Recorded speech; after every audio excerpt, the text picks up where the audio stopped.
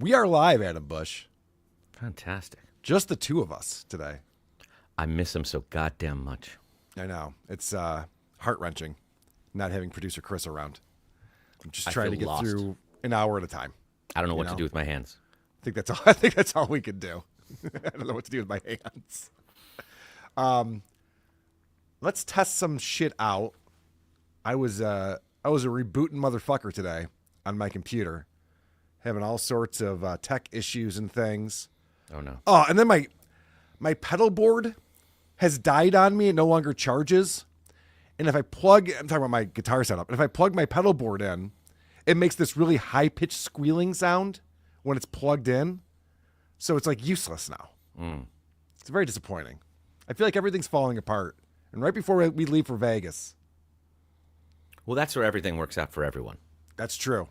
That means I'm going to have a lot of luck in Vegas. I don't know if this is a well-known thing, but in bands that I've been in, when we have a shitty rehearsal before a show, it usually means we're going to have a good show. We go, good.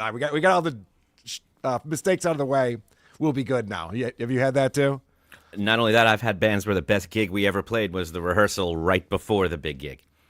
Okay. So, that was it. That recording is the best we ever were, was the night before. So that's the opposite of what I'm saying. Yes, it's all true. It's never on. Okay. I'm just hoping that everything falling apart is going to lead to like positive things in Vegas for us. Because do you gamble at all? Will you be playing any cards with us, Adam? I will be playing a little cards with you guys. I'm not Nice. a big gambler, but I'm happy to indulge my other addictions. Excellent. Well, I'm looking forward to hanging with you. When are you driving in? Tomorrow? I'm coming in on Friday. Oh, you're coming in on Friday? Mm-hmm. Are you flying or are you driving? I'm flying. Okay. Good for you. I don't know why I assumed you're driving. People in LA, it just seems like an easy drive, but 5 hours is 5 hours. It's an easier flight. Yeah. It really is. That makes a lot of sense.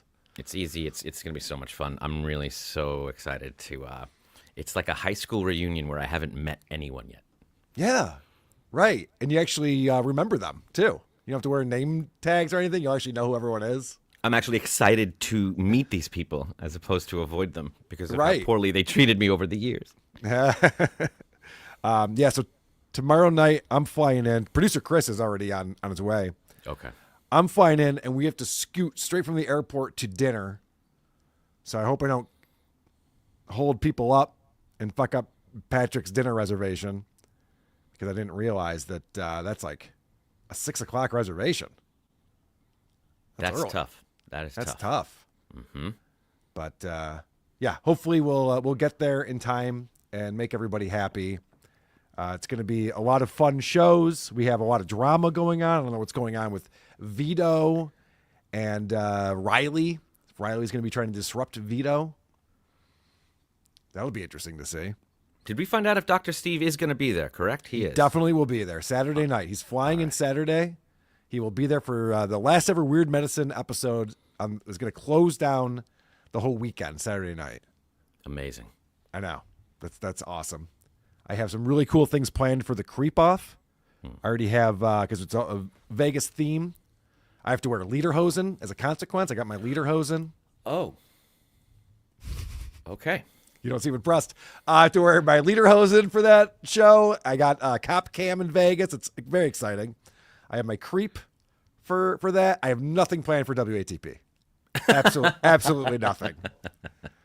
And I was talking to Andy about it at rehearsal the other night, and I go, yeah, I keep hearing like Rocco and Melton and all these guys talking about like, Cardiff getting stuff ready for the shows at Las Vegas. Like, I feel bad. I haven't prepped anything. And Andy goes, that's how you always do it, Carl. I know, but I feel like I should maybe start pre-planning this stuff. I just, you want to see what's going on in the Dabbleverse.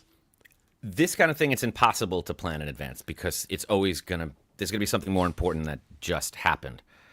Right. I'm having a harder and harder time doing the teaser because of that. I don't want to, commit myself.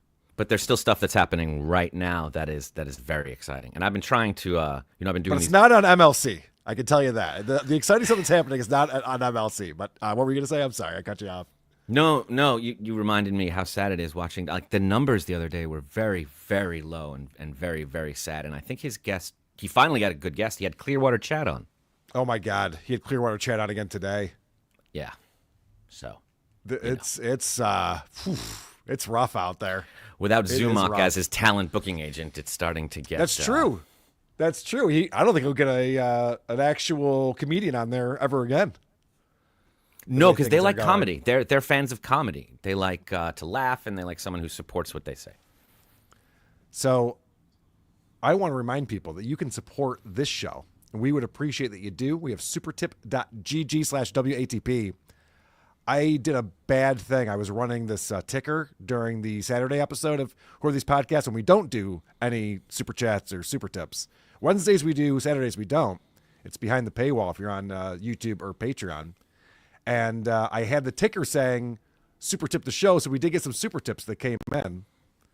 So I'm going to play those now. Hopefully the people who purchased them are watching, and I know the Quadfather's going to call me out for this. Oh my gosh. Could you believe Carl's playing the super tips days after they were purchased? This is outrageous. And even though I apologize for that, I don't know if that's going to be enough. I don't think he's going to accept my apology on this one. But regardless, let's see what people are saying over here. Big fan of EDR. Always loved him as the principal in Boston Public. You know, it's funny. I did see that one after we came upstairs and EDR was still over at the house. And I read that to him and I go, you know what that means? He goes, no, I get that all the time. Whoever the token black guy is on a show, I don't know what the fuck they're talking about. So that's that. I think I should be running this guy. See, that was the one I was supposed to be running Saturday, and I was running the wrong one. What? God damn it. See, I was wondering what Chris does. Here. Now we know. Now I can see firsthand what it is he does. He actually does none of it. But he does remind me to fix stuff sometimes. Why aren't you talking about black people? Trust me, I've made a career out of it. Yes, Anthony wanted us to talk about black people when we had EDR in studio. I like that was current Kumia voice. It wasn't an older one. It was a new one. It's the more chill post-surgery Anthony. His voice is so weak now, and his glasses are wild. I can't get over those glasses, those wacky glasses. Wacky. What is he even thinking? Oh, it's crazy what he's doing over there. I'm not a creep. I just keep screwing with creep off results. Also, don't know why I have a hot wife. Maybe it has something to do with that chair in our bedroom. Oh, good point. Very good point. Ich going to look überhart und next wearing mein Lederhosen. I do a pretty good German accent. I didn't know I could do that, actually. Oh, I can't avoid Hughesy's heinous gout foot. Dame Taft's always ready to shove that in my face for $2. Rocco Orbita 2, you are more late than a papal election. Don't tell me how late I am. I'll tell you how late I am. How about that? Just turn the tides on them. You got this one? Arcanistoff's theorem. Hey, Carl, would you copyright strike me if I use some WATP clips in a video for my sociology course? I definitely will not. Okay. Have at it. And Tim says, see what Hackamania's been over for 18 months. Tim, looking forward to hanging with you, buddy. See you there. Yeah, come say hi. By the way, I'm just getting over a cold. Yeah? So there's going to be a few times I'm going to have a hard time today. So I'm letting you know that now. I didn't take any medicine today because I think I'm doing pretty well, but maybe I should have. No, I just thought about that. Like Kumia at the knitting factory when your computer went black. I am here to save you. Ah, beautiful. Was it the knitting factory? Was it the winery? I can't remember. I don't remember. Happy Valley Wrecking Crew. Stars Panthers NHL final. What say you, Lady K? I'll wait. You know, the Panthers obviously won it last year. I was happy for them because there was 4 former Buffalo Sabres on the team, which is how pathetic my team is. And I have to just be happy for guys who used to wear the uniform and get to win a championship. But I don't like the Dallas Stars. The Dallas Stars, the famous goal in 1999 Stanley Cup Finals. I know Adam Bush remembers it, where Brett Hull's skate was in the crease in overtime, and they called it a goal, and it definitely was not a goal. Ugh. I'm still angry with the Dallas Stars over that. So I don't know who's going to be in the finals this year. Well, Edmonton might come back again. I think they came back and beat Las Vegas last night. I was watching that a little bit. And who's coming out of the East? The Maple Leafs? Do you imagine what Toronto would be like if the Maple Leafs made it into the finals? Crazy. Be fucking crazy. Sticky hockey sock guy? 420. Super sticker. Nope. Take that as a no. Like, I remember the let's change Islanders. this. Let's change this. The Islanders got the fucking first overall pick in the draft lottery, even though they were nowhere near the worst record. I know, don't right? understand the NHL draft lottery at all. It's stupid. I really care about that a whole lot. It's amazing. I'm invested in what you're saying completely. I think this guy agrees with you. It's adorable Carl's a sports fan. Fuck off. I say. I'll eat my shoe if the Leafs make it in. Yeah, well, that's a pretty good bet. It's been a long time. Been a long time since the Maple Leafs have made it to the finals or been a contender. They are choke artists, those guys. I think you should be given props for reading these now and not during a time when people don't expect them. I think that shows a bit of respect for the deal that was made on Patreon, and to have a chat-free Saturday, speak your mind on Wednesday. I think people would appreciate that, and I think Quad would too. Well, I'm glad, because I'm doing this show for Quad. I'm trying to make him happy. I want him to approve of what we do over here on WATP. One day. One day he'll understand. He'll understand why we do what we do and why it makes sense to us. Well, I think we should get started. We got a lot to talk about today, but we do appreciate the support, guys, and thank you for being here as well. Thanks for watching live. You know, the majority of people who watch our show do not watch live. Mm-hmm. I don't take it for granted that people will have some appointment viewing. Remember when appointment viewing was a dumb thing? And you're like, nobody watches shows when they're live anymore unless it's sports. Who cares? And then YouTube totally flipped the script on this. Now all of a sudden it's like, oh, what time is this guy on? What time is that guy on? And you're tuning in for the program.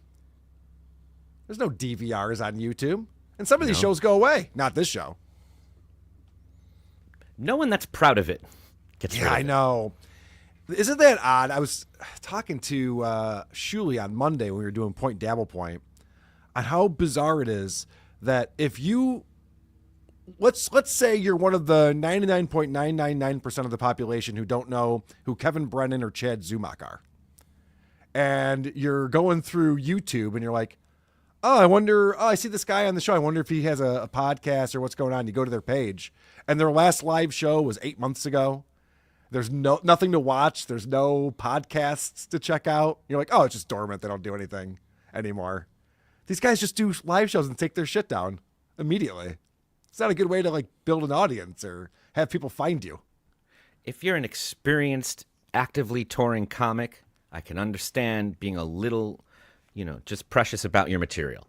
Other than that, you're not understanding the modern market and how media is consumed when you're putting barriers between finding it, especially if you're saying these are not household names. You don't want any barrier between it. You just want people to see it, because if you're proud of it, they'll pay for it. They'll like I used to do a lot of SEO, search engine optimization, because everyone wants their website to show up in the search results on Google. That's how you get traffic to your website. Imagine setting it up so you tell Google not to find your page. Like hiding your website from Google. No. This is too precious. This is just for our hardcore fans. I don't want anyone, unless they know the URL and when to go there, I don't want them seeing our website. It's backwards thinking is what I'm telling you. Maroons. All of them. All right, I'm going to do a countdown video because I'm going to run and use the bathroom real quick. Fantastic. And then we'll be ready to go. We got a lot of cool shit prepared for today. This is crazy. I'm excited. It's a lot. See, this is what I'm talking about, but this cold I'm getting over. No laughing today. Don't say anything funny, Adam. Just be you. Oh. Deal. All right. We'll catch you guys on the other side of this.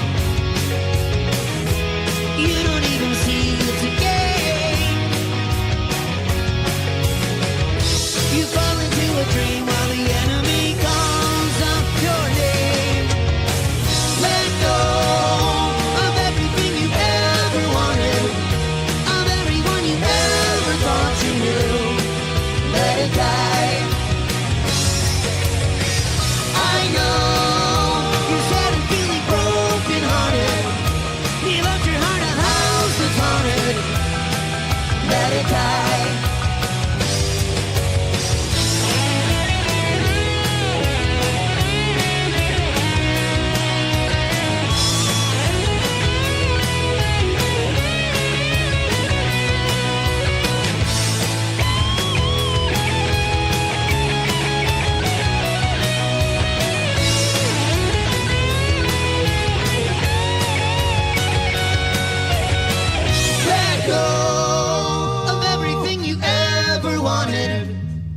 Everyone you ever thought you knew, let it die. I know you're sad and feeling broken hearted. You left your heart a house that's haunted. Let it die. Let go of everything you ever wanted, of everyone you ever thought you knew. Let it die.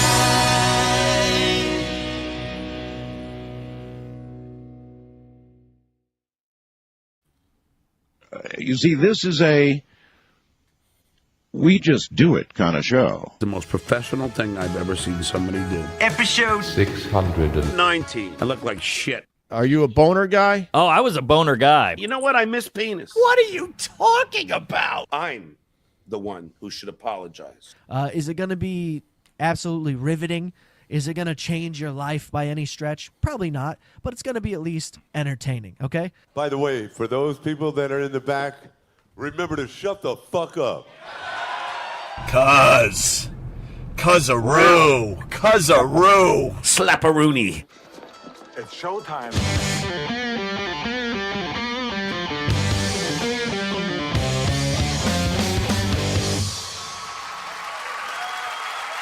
WAATP. WATP. Hello, Rubbernecks and Cuzzaroos. Welcome to another episode of Who Are These Podcasts, the only show where Nazis, blacks, trans people, and Jews come together to clown a Puerto Rican. I'm your host, Carl. With me every Wednesday, a man who fits into one or two of those categories, it's Adam Bush. Here we go on the road to Vegas.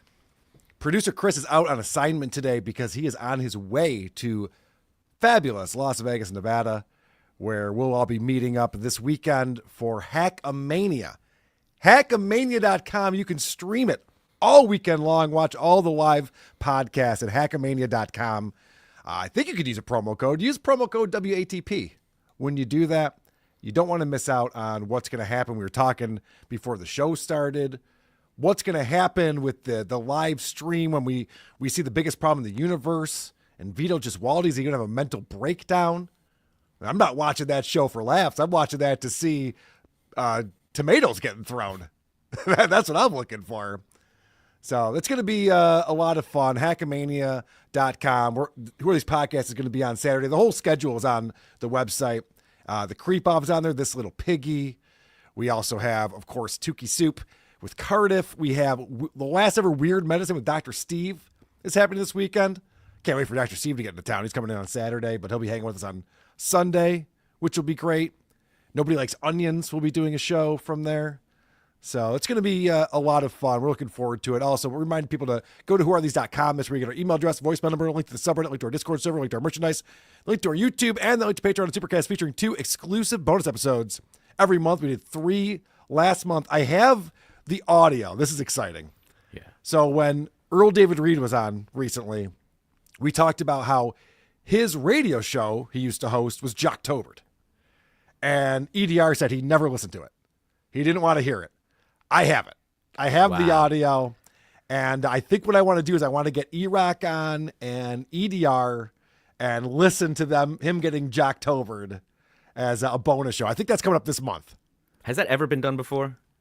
That somebody who had their show Jocktobered listened to it on the air and then reviewed it like that. I don't think so. I don't think it has happened before. So this is the first, and you get that when you sign up for our Patreon or our YouTube channel. Become a member on there. You get those bonus shows. Also, we're live in Boston. Yeah. Adam's gonna come. Adam's gonna be there with us in Boston. I'm gonna be there. I'm from New York. I know the area. I'm very excited. It's going to be on June 21st. WATPlive.com is where you want to go to get your tickets. Dick Masterson will be there. Johnny, the audio engineer. But we'll also have the entire WATP crew will be there. I'm very excited. So we're talking Vinny, Jenny Jingles, Lucy Tightbox, myself, producer Chris, trucker Andy. The list goes on. That's crazy. Actually, it might not. That might be the list. That's the list. I Yeah, didn't write it down. I'm not sure if that's the entire list or not. But basically, that's what we're doing, and really looking forward to that. There's not a lot of tickets left. It's selling out very quickly. So get on that, WATPlive.com. We want to see you in Boston. Also, we encourage our listeners to give us a 5-star review on Apple Podcasts or wherever you review podcasts. And then shit all over us in the comments section. Annie will be on later. She's back there in the green room waiting patiently. She'll be on to read some reviews. Today, we'll be talking about Quadfather on BYB being a total hypocrite. Adam's going to break that down for us. We'll be talking about the biggest drunk in the Dabbleverse. There's a new one who's coming in. We'll be talking about Aaron Imholte's newest addition to the Steel Toe Morning Show. We'll learn about Jake Hudson's preferred porn category. We'll watch John drop more names you can shake a stick at. We have another 2 minutes with Tom coming up from Cardiff. But first, Jim Norton gave us a nice shout out recently on his show with his wife, Nikki. And I wanted to show that because we always appreciate it when Jim Norton, who we're a big fan of over here, recognizes talent. You know, talent recognizing talent. That's what I like to refer to this as. And so Unique actually pulled the clip on this one. I'm not a guy who, like, too much of podcasting and interacting online is people digging into each other's shit. Let me see what he said about me. And I just don't give a fuck about, and there's so much of it going on so many different levels from so many different people. I think all of it is incredibly lazy and boring because it's so just let me see what he said, then I'll remark, and then he'll say something on his podcast. And there's very few guys that do it well. There's a few guys that are really good at that. Who are these podcasts? There's a few other guys that are good broadcasters and get into things and keep it really interesting. But the majority of it is a bunch of people who are just basically want to just kind of turn on a computer and have nothing to talk about other than what someone else is saying about them. I just find that incredibly boring. And we did it on the radio for years. I agree with everything you just said. You nailed it, Jim. Perfect assessment.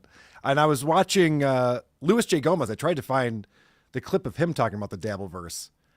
And, you know, Big J's really into the Dabbleverse. He's also on Legion of Skanks with Louis. And Louis was just talking about how boring it is. The Dabbleverse sucks. And, what are guys just talking about other guys? We talk about girls, too. In fact, when I see it with the Dick Show, we go after a lot of fat women on those episodes. So it's not just men talking about other men. Yeah, so he might have a point. It's a little bit hypocritical of Louis J. Gomez to say that that's not good content, ripping on other podcasters. I remember Louis leaving me a voicemail many years ago and saying, how come you haven't covered Real Ass Podcast, you pussy? You won't even cover our show. So we did. And then he played clips of us covering his show. And then essayed my girlfriend, I believe, live in studio. And that episode's been taken down. Oh, since that took then. a turn. He also doxed me. He also zoomed in on my house. None of it was real, by the way. None of it was real. He was joking. Okay. It was all a joke. You can't tell in this world. I know. No way to know. This is back when people had a good sense of humor about things and knew how to just be fun about it. But no, I respect Louis J. Gomez. I was a little disappointed. He's doing some new show where he just kind of chats now. He just hangs out and chats, which is very 2018. It's been done before, but I think the Dabbleverse to people like that are a bit. It's a bit like the Grateful Dead. Like, it's hard to explain. There's so much different kinds of music, and you can catch good days and bad days. If somebody hears something, it might not be representative of that thing that you like. So it's hard to explain it. But what I loved most about that Jim Norton clip was the chemistry between him and Nikki. That is palpable. I like that Nikki just gets out of the way. Let the professional broadcaster take care of this. That's well done by Nikki. All right. I want to introduce the WATP audience to a new character who's sprung into the Dabbleverse, and you can't miss him. He's all over the place. He's especially on Misery Loves Company. I've seen him on there a bunch of times. He's one of Kevin Brennan's new guys that he brings on regularly. And there is a reason why I'm presenting him, okay? There is a payoff to this. So we're gonna watch some clips. Do you promise? Oh, I promise, Adam. Okay. When do I ever let you down? Give me 7 examples. Okay. I can think of one from Australia, but we're not even going to. All right. Fair enough. Yeah, I want to start off with, so this guy, his name is Karmic. It's Karmic X on YouTube. And I want to start off, the other day he was podcasting, he was a little bit wasted. And he was kind of feeling the feels and going through it on this episode. I'm just working my head around shit. The shit that never ends, you know what I mean?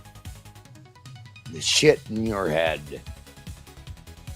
I wish I could just push that shit to the side, but it seems to just come all out at the same time when I drink. I'm just trying to wrap my head around it, folks. I'm just trying to make sense of it so I can understand it myself.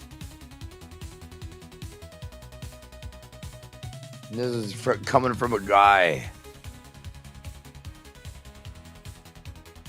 Anyway.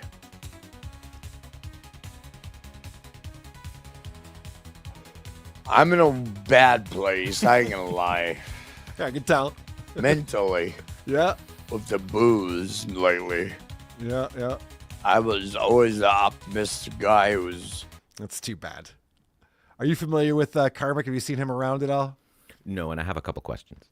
Okay, please. So this is on Cinco de Mayo is when this broadcast took place. It was almost 6 hours long. We're about 3.5 hours in on this clip.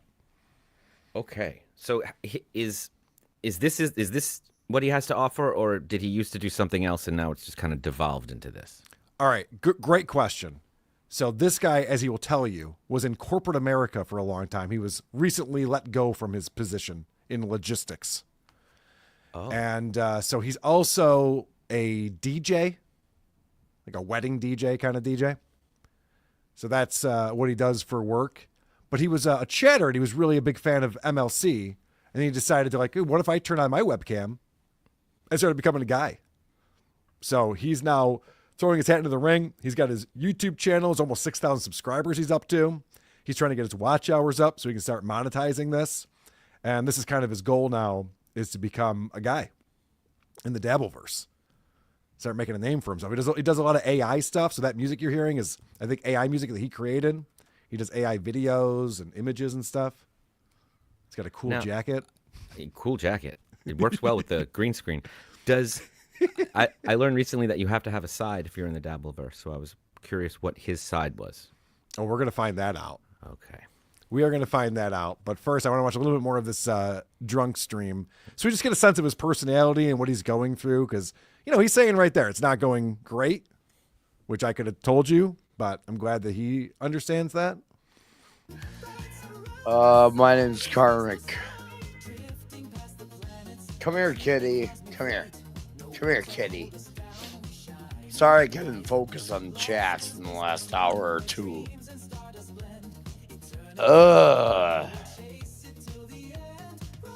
It's just a never-ending shitstorm. Every fucking way I look. You try to quantify it. Try to understand the piece of shit behind it. And it's like, yeah, at the end of the day, evil and good just exist. Come here. So this is getting deep. You could tell there's a lot of thoughts running through his head. He's not sure how to reconcile all these things that he's thinking. He's up in his feels. I feel for him when I watch something like this. I'm like, you got to turn your camera off, buddy. What are you doing?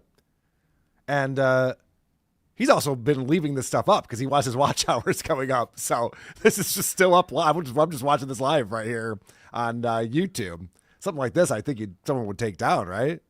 Now, the people that chat him, are they like supportive? Do they like it? What are they saying? What are those 6,000 subscribers looking for? There's a mix. There's certainly a mix as there is with anyone. Sure, And he's got some more philosophy that he wants to drop on us. Just remember, it doesn't matter how good you treat people. A Patrick Melton will come out of the woodwork and fuck with you. Doesn't matter how good you are, folks. Just remember that. Just remember that. Doesn't matter. It doesn't matter. Because Big Boy with his big belly wants to put his weight out there for the rest of the world to smell and see. And he looks at people like me with a certain amount of disdain. He needed other boys to fill him with confidence. I didn't need anybody. That's a fact, Patrick Milton. It's just a fact, man. And you know it in your heart of hearts. You need all your boyfriends to elbow you that you are a good man. I don't like men on that level, Patrick.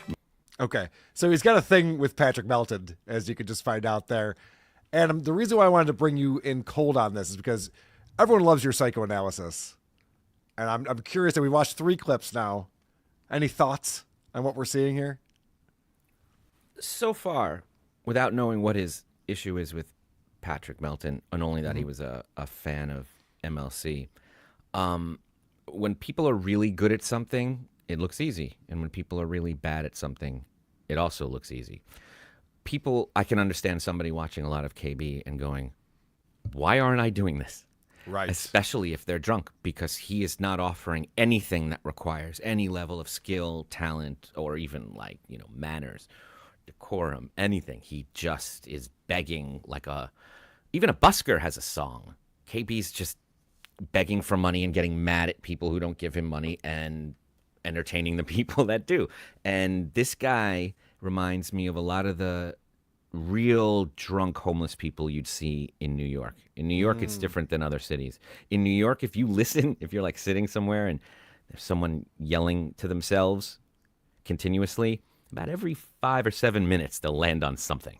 And you're like, wow, that was amazing. And then it's back to just chaos and babble, absolute babble. But every couple minutes, they land on something. And this guy reminds me of OJ's drunken older brother who went too far, and younger stoner OJ is trying to get him to open the door and come out, and he won't do it. And OJ's, too sweet and soft as a fruit, and this guy's too drunk and hard as a corporate guy. And together they'll, it's like Deer Hunter. Together they'd make the perfect guy. I like that analysis of the homeless guy, the guy who, it's One Flew Over the Cuckoo's Nest, where he's just not all there. And he's got a substance problem, and it's bothering him. Well, fortunately, he has friends. Nick Rekieta joins the show, as well as this guy named Stealth Chaos. And so they're watching the stream, and they're like, hey, send us the link. We'll come on and help you out here. But go ahead there, Nick. Well, I just got a question, man. How do you think your stream's going tonight? Tonight, it's a little wishy-washy so far, as you have seen. He's on fire, Nick. I can tell. He's lit up, dude. It's a weird dynamic. It's a weird dynamic to bring this out. I came the from first guy to do it. I came from the corporate world, so I'm like, how am I supposed to be a human being again? That's how I'm looking at the stream world personally. So how are you a human being before the corporate world? Very not likely, just simply because they had a ethos, a mindset they wanted me to, inject in my own being, if that makes any sense. Nope. It doesn't. Nope. I have no idea what you're talking about. I'd love for him to watch this back the next morning and try to figure out what he's saying or what point he thinks he's trying to make here. He's a smart guy. He clearly I bet if he Hold on a second. Based on what? So far he's made 0 cents on anything. He's blasted in front of his webcam. And your takeaway is he's a smart guy? Well, I'll tell you something.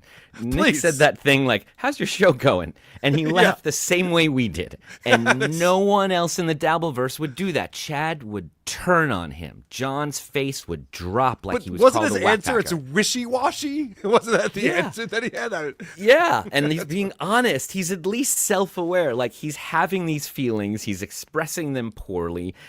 We talk about everyone in the Dabbleverse, or the greats, having lost their dream job. This guy just had it happen, so here he is coping on the Dabbleverse. And I don't know. For some reason, I listened to like a half hour of his rant that Doom posted earlier. I just listened. And every couple minutes, I was like, he's right. Like, he's rambling, but he is right. Okay, So, I'm looking forward to an example of that. me too. And if one comes up, I will point it out. So far, I see at least a human being suffering. I don't see a monster or a villain yet. Okay, so Nick, well, that's good. You are the villain spotter on this show, so that's good to hear. So Nick Rekieta, of course, has gone through his own troubles with being a little too effed up on the live stream. So Nick recognizes this, and he goes, dude, I know where this leads to. It's not great. How many kids do you want to keep? Because I'm just letting you know right now, this is not a good move. It's good advice. And Nick gives some pretty good advice here. Type of call.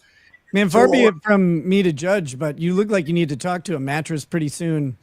It's only a matter of time, but It's always only a is. matter of time. It Maybe always 2 is. hours. You're gonna make 2 more hours? I hope, but I have pushed beyond the boundaries of 2 hours when I said that. Yeah, man, you're doing superhuman work here.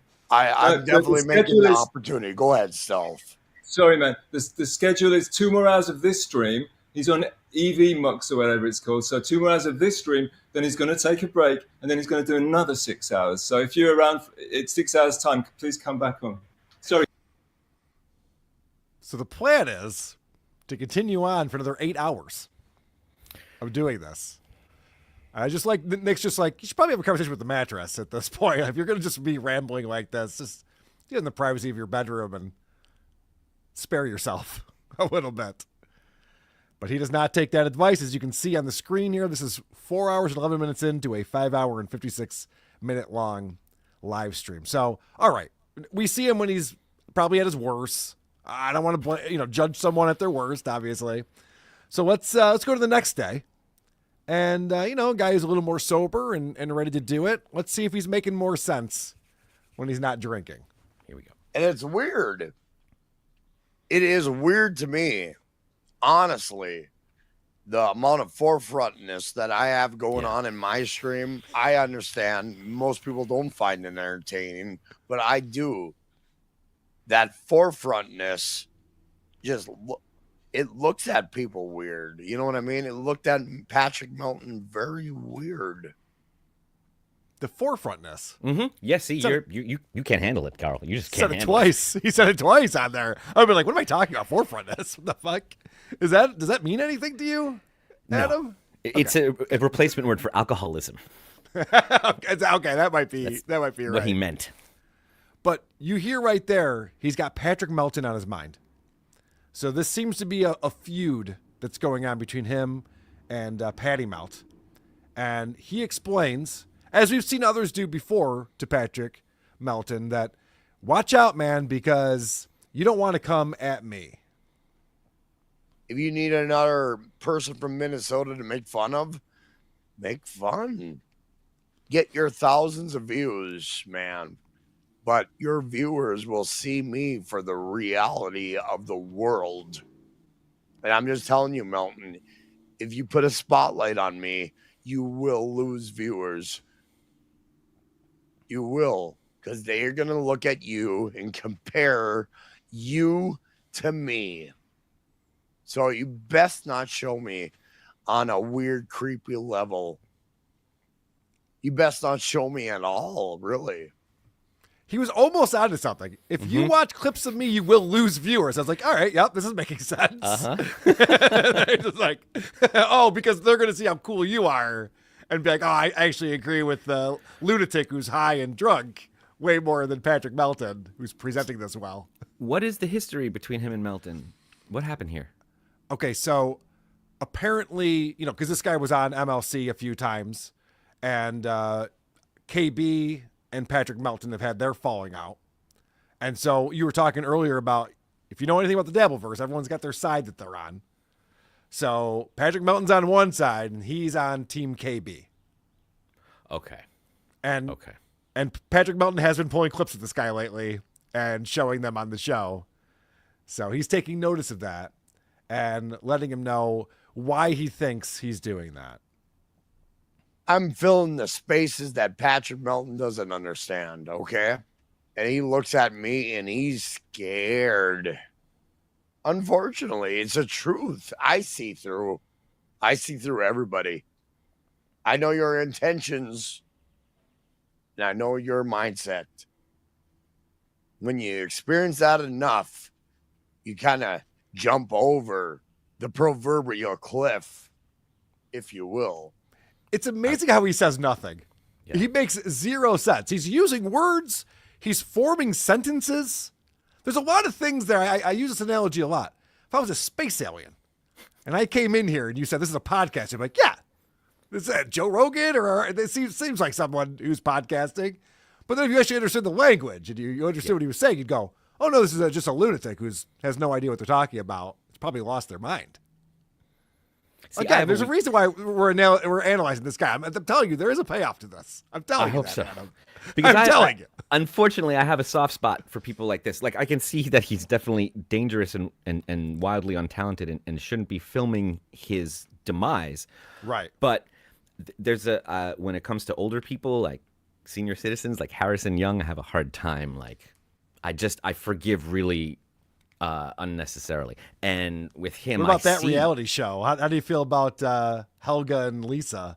Do you have the same kind of feeling about them? For some reason, I don't see them the same way. I guess, yeah, that is different. Just curious. But okay, go ahead. You're right. I have my prejudices.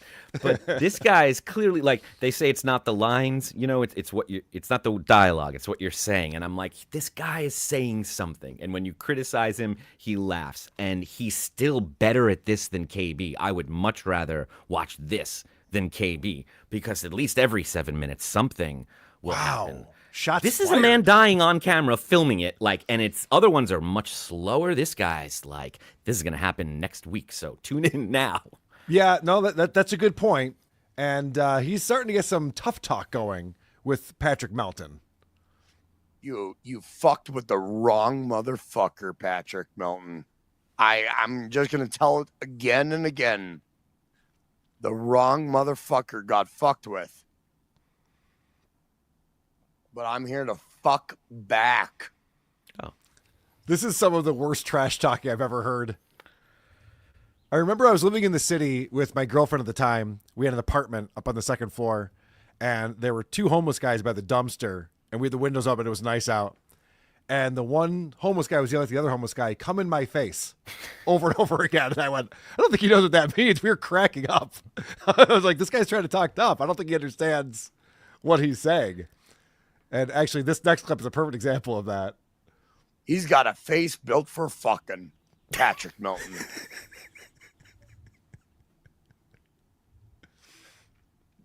And how many times can I fuck a glob of shit in the face? Am I going too far? I don't know how he's going to recover from this one. He's got a face for fucking. But, Adam, I can tell you're getting uncomfortable. Don't worry. It gets much worse. Oh, good. I can't tell Melton that enough. I have nothing to live for. Do you? Yeah. Well, then watch your fat fucking mouth and put your ass where it belongs. Behind me. Got it? I think he wants to take it from behind by Patrick Melton. I don't think he understands what he's saying right here, but this is a lot of tough guy talk. He's feeling it. He's angry with Patrick Melton. He's letting him know not to fuck around. Like, I'm understanding, like, even though what he's saying doesn't make any sense, I'm getting the gist of it. Mm-hmm. I'm picking up what he's putting down. Did he say he has nothing to live for? He did. And did he say it as a brag? Yeah. That's amazing. That's amazing. It's not great. Yeah. It's not great. Oh, yeah? Well, I've got no family and no friends and no future. Like, well, no, that's what I was. Okay, shit. Well, now I'm not going to make fun of you. If you read that, it would never even occur to you to read that line that way. That's a good point. I like that you think about it as an actor. Like, if I read the script, there's no way I would deliver it that way. They'd be like, all right, well, we'll don't call us. We'll call you. Thanks for coming. All of them have it in common. It's amazing to see. And it's not even a negative. It's like, wow, that's brilliant. Yeah, if I was dying, that's what I would say in that way. who gets to see this? Who chooses to film this? It's incredible. It can be awful and amazing at the same time. Now, Adam, I mentioned there was a payoff. Like, why are we focusing on this guy? I realize, Carl's aligned with Patrick. We're doing Hackamania this weekend. Is he just, trying to stick up for his buddy, Patrick Melton? And so he's going, oh, fuck this guy. He's a drunk idiot. No, I would never do such a thing. I'm not loyal to anyone. I'm a bad friend like that. The reason why we're checking out this Karmic guy, Karmic X is his YouTube, is because this was announced Monday morning. Oof. Let's go to these real quick while people refresh the chat here. MGD with $5 says, talking of icons and legends, heroes, and stars, how are we standing on Karmic jumping on today? Karmic X will be on the evening show tonight at 8 o'clock. So for the last half hour, we'll have Karmic, or 5 minutes, or however long it takes. We are going to have Karmic on the show today. And I just wanted his first appearance on the show to be he and I. Just he and I, just a couple of bros kicking it, talking shit. So, yes, Karmic X will be on at 8 o'clock tonight. Amazing. I saw you react to, it seemed like Johnny was taken aback, like, oh, I'm getting shut out of this. Okay, fine. All right, you got a new friend? That's fine. Seemed like the reaction that Johnny had. But, Adam, from everything that I've presented so far, and we've seen a lot of clips of Karmic on multiple days leading up to Adam's big announcement that Karmic is coming on the show. What do you think Aaron's angle is?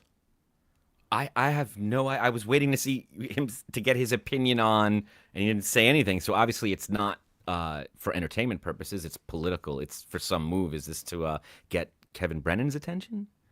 Okay, that's one thought. Is this to go against Melton? Because that's the Onion. Okay, so there's a couple of thoughts that I had. One was team up with this guy because he doesn't like Patrick Melton, and neither does Aaron. So the enemy of my enemy. But I really thought, because Aaron's an old school radio guy, he's a shock jock. He tells us this every week. I thought for sure he's like, oh, I could take advantage of this drunk loser and bring him into my whack pack. And we can all point and laugh at Karmic as he's a disaster on screen. You must be right, because I was so distracted by him visibly breaking Johnny Crutch's heart as he was describing it. Like, I didn't think Johnny could get any lower in the frame until he said, and it's just going to be us two boys. And then he just sunk even lower. Get some chopped liver. Yeah, for some reason, when Howard Stern makes fun of these people, I find it endearing. And when Steel Toe does it, I feel bad for Crutches. Yes, agreed. Howard had a charm. We didn't even realize the charm that Howard had, where when anyone else asks girls about anal or makes fun of slow people, we go, what are you doing? When Howard did it, it was great. We all loved it. Like, this is fun. No one else can pull it off, it seems like. Yeah, and this could actually be really exciting, because they say like a flame is brightest right before it goes out. And that's what that guy is doing. Yeah. So he made it clear, I don't give a shit. So if he thinks he's going to have a easy audience that he can beat up with this guy, I think he might be mistaken, because that guy will say whatever. And if you know anything about Aaron, it's not hard to destroy him and make him uncomfortable. Right. And now, another thing I didn't mention about Karmic yet is that he's also from Minnesota. So they have that in common. He's another Minnesota guy. And he brings him on the show on the night show. He said, I'm going to bring him on the show tonight at 8 o'clock. And I'm thinking, he wants him to be nice and drunk. He wants to make sure he's gotten into the drugs. And so he can take advantage of this whole thing and make a spectacle. Take this spectacle that we were just watching on WATP and put it on Steel Toe. It's going to be a new thing that he's doing. Mm-hmm. But boy, was I incorrect about that. Like a walleye in Lake Mille Lacs is Karmic X. What's going on, buddy? How you doing, Aaron? Doing good. I'm doing great. Look, I don't know what people are expecting from this. I know they're very excited, but I didn't bring you on, and I'm sorry if anyone came here for this reason. I didn't bring you on to fuck with you. I didn't bring you on to be an asshole. I brought you on because I saw a clip of you shouting about Pat Dixon. and you were losing your fucking mind. You were you were like, cut it. It was like, it looked, with your background and everything, it looked like an old like AWA wrestling promo. Hold on a second. Did I just hear that Aaron brought him on because he saw talent? Yep. He saw clips of this guy and went, this guy's good. I got to get him on my show. He needs to be on the roster of Steel Toe. He's too good at this. Adam's blank stare says it all. I thought you froze up. I thought for sure you just stared at it like, what the fuck is he doing? I did freeze up in a way. Yes. What is he doing? What's he doing? I mean, Adam, you and I, we both host a show. Who are these podcasts? If I sent you those clips behind the scenes, would your reaction be like, should we bring him in and start doing segments with him? No. Definitely not. We can talk about him, but we would learn nothing by having him in here except what we already see. Yes. So Aaron's instinct is, I want to team up with this guy. He's got some hot takes, and I need it to be on my show. Which is crazy. And Johnny Crutches will just get in the way of that. Right. Can't have two retards. I understand that, you know? All right, so Aaron starts talking about Karmic's impression of him, of Aaron. And he says it makes him self-conscious. Because I guess when Karmic does an impression of Aaron, he uses his hands a lot in front of his face like Aaron does. And that makes him self-conscious. And let's just see how good these two professional broadcasters are at broadcasting. I'm Aaron. Let's just say my impressions are very, very loosely based. It was a quick grab of what I see, and I was like, here I go. I'm just making something out of fresh air. So it wasn't apropos. Yeah. I'm sorry to develop any complexes there. My bad. you should see what my hair cutter person did to my hair this afternoon. So I'm being a little nitpicky here, Adam. Mm-hmm. I pulled it out of fresh air. Thin air is the term. And then Aaron goes, you should see what my hair cutter person did with my haircut. My wife's a hairstylist. I've never heard anyone refer to her as a hair cutting person. I've never heard that term before. Is that the appropriate term for someone who styles hair? No, Okay. It's not appropriate for a radio person to be using that kind of language. You got me. It has to take something personal. I know we veered off. I was building a narrative and we veered off for a second. We're gonna come back to it. I just had to pull that clip because it just sounded so ridiculous. These two idiots. This is really starting to bother me. All right, we're going somewhere with this. Don't worry, everybody. Now, there's Aaron interviews this guy, like a legit interview. He wants to know what he's doing with his YouTube channel, what he's up to. Do you have a set schedule? The schedule is not set in stone. I'm currently just trying to get the watch hours up right now. So I'm just going to take whatever time I can within the 24-hour period. And after that, once I get there, I'm going to hammer in a schedule. But I've criticized many a YouTuber for doing this, where they go, I'm just fucking around until we actually, can start monetizing it. Then I'll do a good show. No, do a good show now. In fact, you'll get to that monetization quicker if you have a schedule and you do a good show and people know when to find you and what you'll do. Instead, all these idiots are just like, Tom Myers is one of these clowns who's just like, we're just going to sit here and stare at the screen and wait for someone to give me PayPal money and then praise them for it until we get monetized. Then I can get a super chat and we'll read that once that happens. Great strategy, idiot. But again, it goes back to people watching Kevin Brennan and going, oh my gosh, this is the easiest job in the world. Why don't I do that? Yep, this is Kevin's fault. Kevin needs to is come all get his Kevin's boy and bring him fault. home. This is not okay. Okay. So it's kind of up in the air. All right. Who are you mad at right now? Like, if you could go off on anyone, because I want to have you on here so I can learn more about you. But what I really want to know is, how do I piss you off tonight? How do I get you to go off? If I want to just back up, if I want to put my microphone over here and I just want to, give Karmic center stage, who could I bring up right now? Well, shit. What do you think of Chad Zumach? So, leading the witness immediately. Yeah. So Aaron's thought is like, this guy's going to come on and just rant and rave, and it's going to be gold. I can't wait to have Karmic on. It's going to be great. All right, let's get started. Who you pissed off about? Let's go. What do you want to yell about? How about Chad Zumach? And he goes, I don't have a problem with Chad. No. Okay. Not a good start. So then he goes, all right, because he knows he doesn't like Patrick Melton. So he's like, all right, I know what he's going to rant about. What made you done with Melton, aside from him being a thin-skinned, closeted gay theater kid who's obsessed with my penis? What made you not like him anymore? Well, I think it's fair that, when you work in podcasts and you come across different personalities, and I seen value in Melton. I think everybody sees value in everybody. Especially per pound. So not the answer he was looking for. Remember, I'm playing all these clips from just the past couple days where he's going after Melton when he was drunk. When he went on the next day, he probably was still drunk. It seemed like it anyway. I don't know. Maybe he was sober. But talking about eating Melton's ass or something weird, fucking his face. I don't know. And then he just goes, I don't know. I can see value in everyone who podcasts. Melton's pretty good. And Aaron's big comeback is, per pound. Wouldn't that make him even better then if he's weighs a lot? I don't know. I don't get it. I don't get the joke there. But they continue to talk about Patrick Melton, and Karmic thinks that he's smarter than him. And I'm like, okay, Melton, you're here mentally. I'm over here, man. We're on two different planes, and I can't tell it to him hours on end, or as it looks a little too heavy-handed, if you know what I mean. So here's really the point that I wanted to make. I know it was a long build-up for this. I'm like an Aussie Guy style build-up for the point that I want to make. But Aaron is being blinded by his hate for Patrick Melton. He is seeing a guy, he's just like, I can align with this guy, and we could go after Patrick together.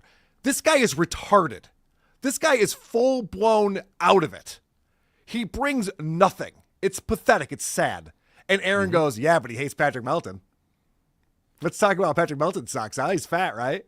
He's stupid too, right? Yeah. I like how this guy thinks he's on a different level than Patrick Melton mentally. And I like how Aaron thinks he's on a different level than this guy. I did call that he thought he was going to push this guy around, and he can't because this guy is just saying honestly whatever he feels, and Aaron is trapped in a prison of lies and self-delusion that this guy's not going to keep up with and doesn't care to. This is not going the way Aaron was hoping at all. He's like, who you pissed at? What do you got? He's like, I don't know, man. I'm kind of having a good day today. Fuck. That's not what I was hoping for. And so Aaron is getting upset about his reactions. You're coming on here, and I thought you were going to be firing from both barrels, and you're being very diplomatic. You're being a politician right now, Karmic. A little bit, just a little bit. I wanted to get to know the real Karmic, and I have a feeling I'm sitting down with job interview Karmic right now. So you hear what Aaron's doing right here. Aaron's going, I need you to have a whole different disposition on this. You're doing this all wrong. I need you to be like fired up and angry and screaming and ranting about stuff. And this guy's not picking up what he's putting down, even though Aaron asks the exact same question yet again. Who do you hate? Who do you fucking hate? Who would you like to just see fucking die? Who do you want to see rot and just die a horrible death, like a slow death, like scorpions eat their body? Well, I'm going to go for, would it be too far to say this? Perhaps Hassan Piker and anybody that enables that piece of shit. That's not what he's looking for at all. He's looking for people in the Dabbleverse, like Chad Subak and Patrick Melton, maybe Carl from WTP. Hassan Piker? Yeah, okay. We could get into that, although that goes nowhere. He goes, well, why are you mad at Hassan Piker? He's like, I don't know. I haven't really even watched the stuff with Ethan Klein yet. It's like, okay. But, I think very subtly that he knows what he's trying to do. And what Aaron's trying to do is the same thing that John's trying to do. He's like, how can I control you and own you? He only knows one or two things about this guy. One of them is that he lost his corporate job and he's been fucked up ever since. So what does he do to try to get him to do what he wants? He says, oh, you seem like a job interview.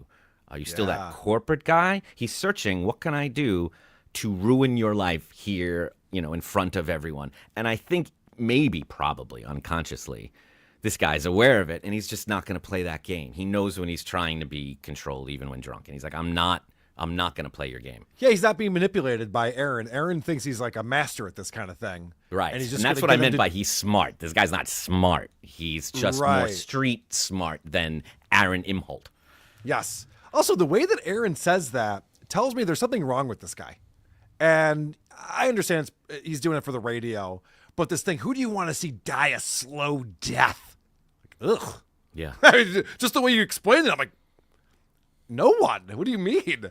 I like to clown Stuttering John and Opie. I don't want anyone to like be tortured or hurt. Like, what kind of way to think is that? But he really was trying to get to this guy's like visceral reaction, like, I'm so angry at Patrick Melton. I want him to not have a cheeseburger for 7 hours in a row. Feel what that's like. So we get the job offer. It's funny you say that Aaron realizes he's out of work. He probably needs a gig. And so Aaron offers something. MGD with $2 says, Johnny had a good run. Welcome aboard, Karmic. Yeah, I think, Karmic, what you should do before I want to say that, I know we got more time, but like, if you're ever really fired up one day and you need a platform and you just want to rant, but you don't think you've got like a 2-hour stream in you, and if we're on the air from 6 to 10 in the morning, you just shoot me a DM and we'll see if we can sneak you in some time. But only if you're truly fired up and you've got some hate. I want hate out of you, boy. I'll bring the hate on demand, Steel Toe. All Whenever right. you need it, consider it done. If you ever have free-floating hostility, I want you to DM me first. So this is interesting. Aaron has seen something. He sees something in this guy where he goes, this is compelling. This is interesting. And his thought is, don't do that on your channel. Do that on my channel. It's just an interesting offer to make. Like, I'll probably just do it on my channel, but okay. Thanks. And you Good talk. can't expect me to bring it out of you or be a host and provide situations for you to react to. You need to do all that on your own. And then when you're ready and probably too fucked up, call me. Yes. And I'll take it from there. Is this bizarre? This is like when Stuttering John was offering, who was it? A co-host job. What was her name? A Radio Gunk. He was offering her on the air. He was like, you could do. That's right. And she was like, yeah, I'm pretty busy, John. Yes, that's right. It was years ago. Yes, I remember that. This is embarrassing because he's like, yeah, I'll be everything you want, buddy. You and me. Oh, you know, this is you're not so getting a second embarrassing. date, Aaron. This does not go the way Aaron wanted it to at all. And he's trying to force it. This is like a guy going, yeah, but just come in for like a drink or something, you know? And, oh, no, I should probably get going home. Yeah, I understand, but it's still early. You can just come in for a drink, right? Like I said, Wednesdays and Thursdays, I'm all by myself, and I like being all by myself. But if you're ever feeling enraged and you want to yell and smear somebody and you want to demean someone, just send me a DM and I'll let you shit all over anyone you want. Yeah, no, we got it. We got the offer. We understand. But Adam, maybe he doesn't understand. Let's make that offer one more time. Well, I tell you what, man, I think we're all caught up, and we made it to 8:30, and that was a lot of fun. And my how I'd like to surmise this interview is this, or summarize this interview is, again, if you wake up or if you're just sitting around one day and you're like, you know, you're doing that thing where like, if I was in front of this motherfucker right now, I'd say X, Y, or Z.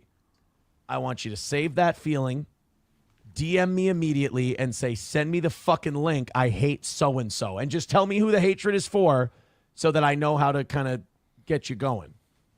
That sounds like a plan. Yeah. Yes. This guy's blowing him off. He's like, yeah.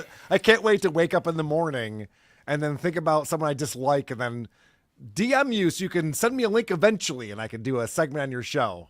Where I How yell should it be about labeled? What's the labeling? What do you need, right. Aaron? You know what's so funny about this is that if this was a meeting behind the scenes that came out, it would be embarrassing. It's on his show. It's even more embarrassing. This is literally like they're doing a work.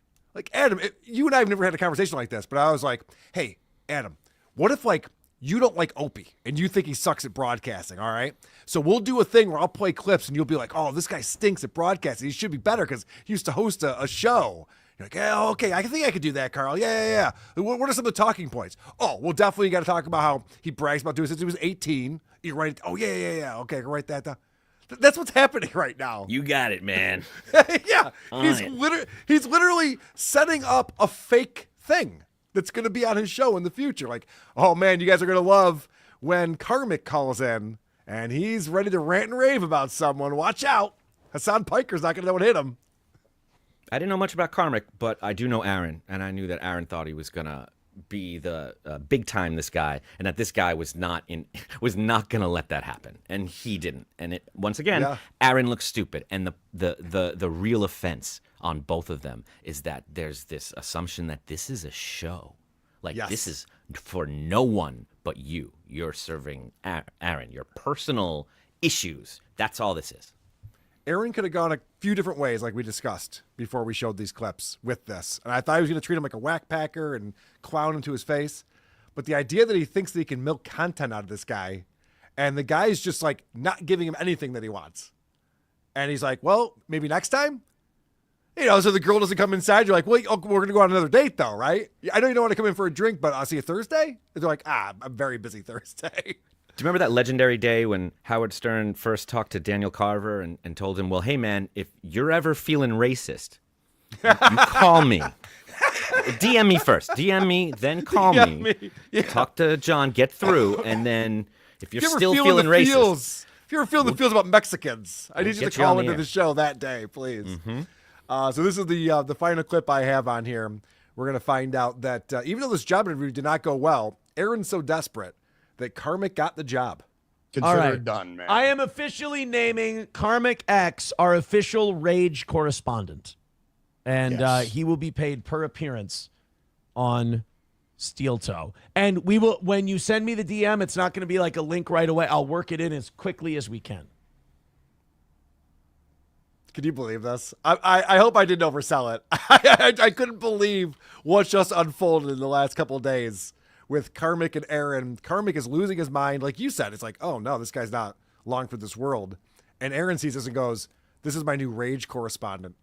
This is going to be a part of the Steel Toe morning show. People are going to love it. The guy who could not stop smiling sincerely on his show. Yes. Didn't really work out the way he was hoping. Adam, we have a lot to get to.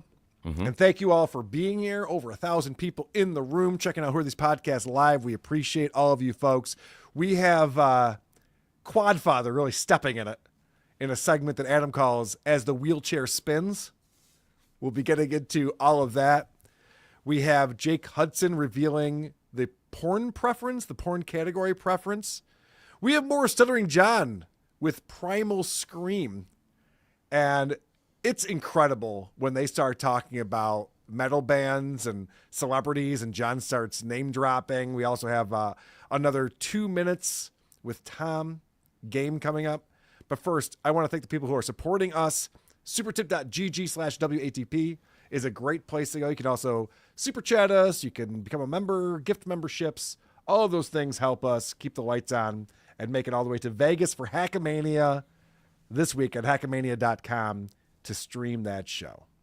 What is this comment? Squidward ejaculated in my mouth. You're weird. Let's get rid of you. Goodbye. Suck a D. That's funny. I don't know if he actually had that comment. You're weird. Happy Whip 'em Out Wednesday song parody idea sung to the tune of Soundgarden's Black Hole Sun. Black lips on, a moron. Well, even the inflection was fun on that one. The AI sometimes comes through. Thank you, Germs Pyromobile, for sending that in. Muda coming in. Looking forward to seeing you both as well as the rest of the White Pea crew. Just gotta keep Hunter Duke out of legal trouble. Nobody cares. Oh, it's going to be tough to keep Hunter Duke out of legal trouble. But thank you for that. Gonzo coming in. Karmic X rules. Shout out Adam, if that makes sense. If you will. And Gonzo again. Steel Toe sucks. Shout out Carl, if that makes sense. If that makes sense, if you will. I didn't even get into all the crutches that Karmic has. We wanted to introduce the character. What are they? What does he say? Oh my gosh. He says the same words over and over again. He finishes almost every sentence with, if you will. Which is a fun one. Seems to be a Minnesota thing because Aaron does the same thing. My man, Mason in Portland coming in. Remember for 8 months says, sorry, I won't be seeing you guys in Vegas this year. Maybe see you at DC3 if it's anywhere but Rochester.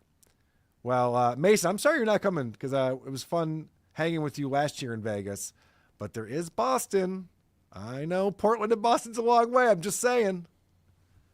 WATPlive.com. June 21st, we'll be in Boston live. Major Tom reports someone's in grouchy withdrawal. I dig it. Been there. Great show. Bo beats elite sheep of Cowboy College. Wow. What does that mean? Don't know. New to Dabbleverse. Love Adam's viewpoint on it all. Thank you. You'll get sick of it eventually. No, you're figuring it out very quickly and correctly. Ching Chang Homo Boy with a super sticker. Thank you. Trey Peacock fan says, just went shopping for my Hackamania attire. Gray sweatpants Friday, formal black sweatpants on Saturday. That is the dress code. Very good. You nailed it. Go ahead, Adam. Take a few. Naturally negative. To be fair to this homeless guy, if he started talking about the evil lizard aliens giving him Havana syndrome, I would believe him. Yes. He's only harming himself so far, and I do like that. He doesn't seem to have the instincts to, from what I've seen, the limited amount that I've seen, to really He had some harsh words for Patrick Melton. You think Patrick's okay with that? He might be. I don't know. Might be hurt. I thought we were talking about the other guy, KarmicX. Who are we talking about? That's what I'm talking about. Yeah, he had some harsh words. That's pretty rough he did, stuff. yeah. But I mean, none of it. I'm kidding. I'm kidding. Drunk Engineer, thank you, Carl. I've always wondered what kind of artards unironically watch KB's show for entertainment. Now I have my answer. Great point, Drunk Engineer. Yeah. Brilliant observation. Laziest man on Mars. This man is a poet. Sometimes he is. Big Daddy Dodo. What? $1.99. Good question. Bat Dixon. As it were, the corporate mindset, but I digress. Stay effing black. Yes, I digress. Holy shit. You watched that drunk stream? He says that I should have done a Command F on it, on the transcript. It had to be 1,000 times where he said digress. And a mindset, is another one of the words that he uses over and over again. You just can't handle his forward frontness? Yes. Wait, what was that? What was the word he used again? It was forefrontness. Forefrontness. Yeah. Forefrontness. We knew what he meant. I didn't. I did. He meant his still honesty. It wasn't true, but that's what he meant. He meant you can't take my, how real I am. Got it. Mothman Bar. Never forget the Tampa Accord, Carl. How could I ever forget it? No one will let me forget it. You have Aaron Imholte on your show one time, and it really fucks with your show for years to come. The One Pun, who's been a member for 3 months, waiting for the Poly Hot Tub stream with Aaron, Slam Pig, and KarmicX. Have a good hack and enjoy your white wine spritzer. Looking forward to the streams. Thank you, The One Pun. Hughesy's Heinous Goutfoot, one more time with a super sticker. That's enough of those. Rusty Mertz. Would Adam go on VTL? He said he'd do any show. First of all, thank you to all the podcasts that have sent their links my way. I greatly appreciate it. I've been sent more than I could ever do, but I'm you trying. Put it out there, man. I'm not surprised. No, and you can keep sending them to me. I can't, unfortunately, do all of them because I really like to do it to be present and to watch a couple episodes ahead of time and to know what I'm getting into. So it does take a bit of a commitment. So I can't do all of them, but I am open to all of them. So yes, please send them my way. Awesome. Well, I appreciate you doing that because, as you know, I don't do a lot of these shows. So you're taking one for the team. If you want to talk to WATP, you reach out to Adam. That's what I say. I will.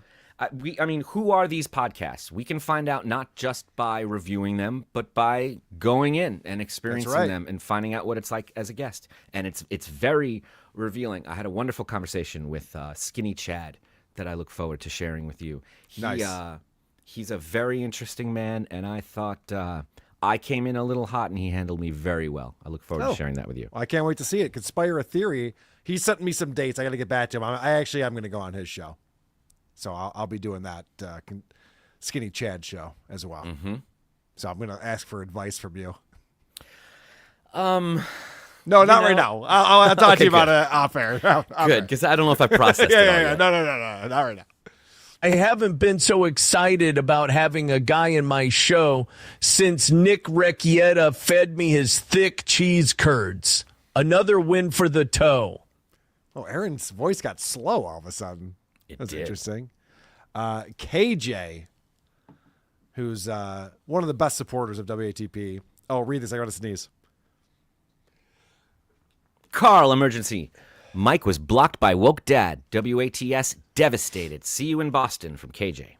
Oh no, is that true? I got it. I haven't seen it yet, but my wife handles a lot of the correspondence that I got, and apparently woke dad addressed Mike and I directly. Oh, so I haven't seen it yet. But thank you, KJ, for reminding me, and thank you for the $50. Very generous.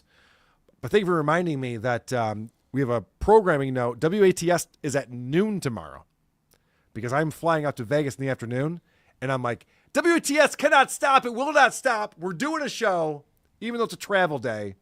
So we will be on live at noon on the Who Are These Podcasts channel if you want to watch WATS live.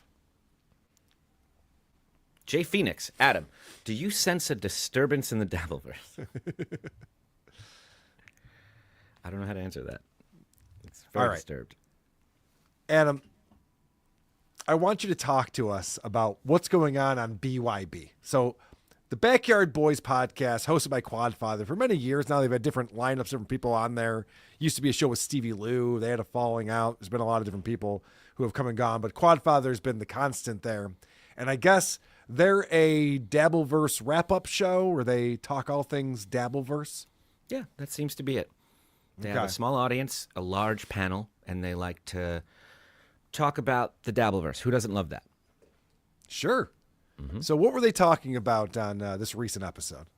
Well, as we've been discussing and I've been learning, it's crucial that you take a side if you're going to comment in the Dabbleverse. You can't just keep your mind open. You have to have allegiances.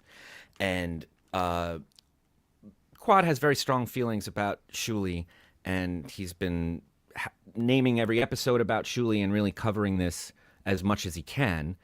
And he did not like when I was on his show. It didn't go well for him, and he's been kind of like battling me in the mirror ever since I left. He keeps going over these points when he's by himself, and he did that for 3 or 4 episodes. He'd keep bringing them up and doing that thing that you would mention with John when he would be like, I know you're going to look at this, Carl.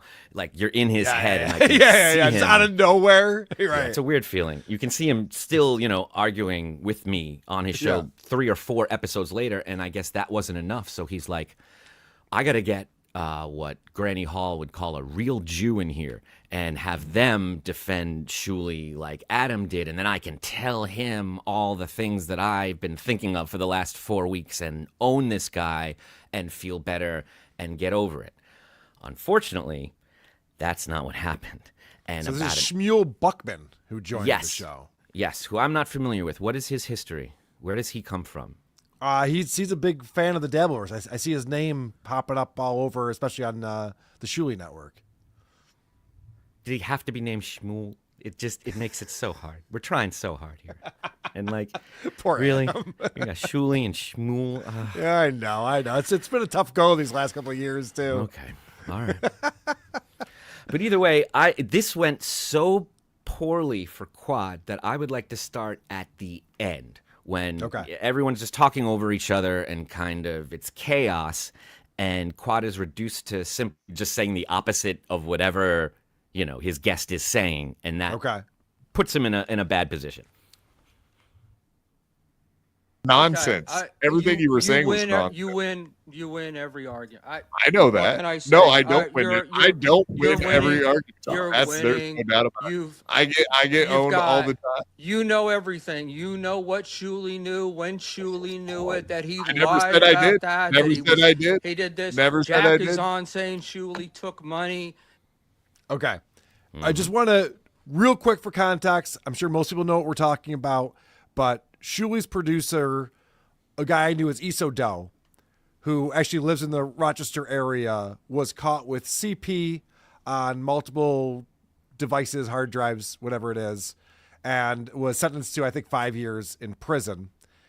He had been off of Shuli's show for about a year before that, and then it was discovered that he was convicted of this thing, and so Shuli came on and did a live stream where he basically was like very distraught about the whole thing and talked about donating to this charity that tries to help children who have been trafficked and stuff like that.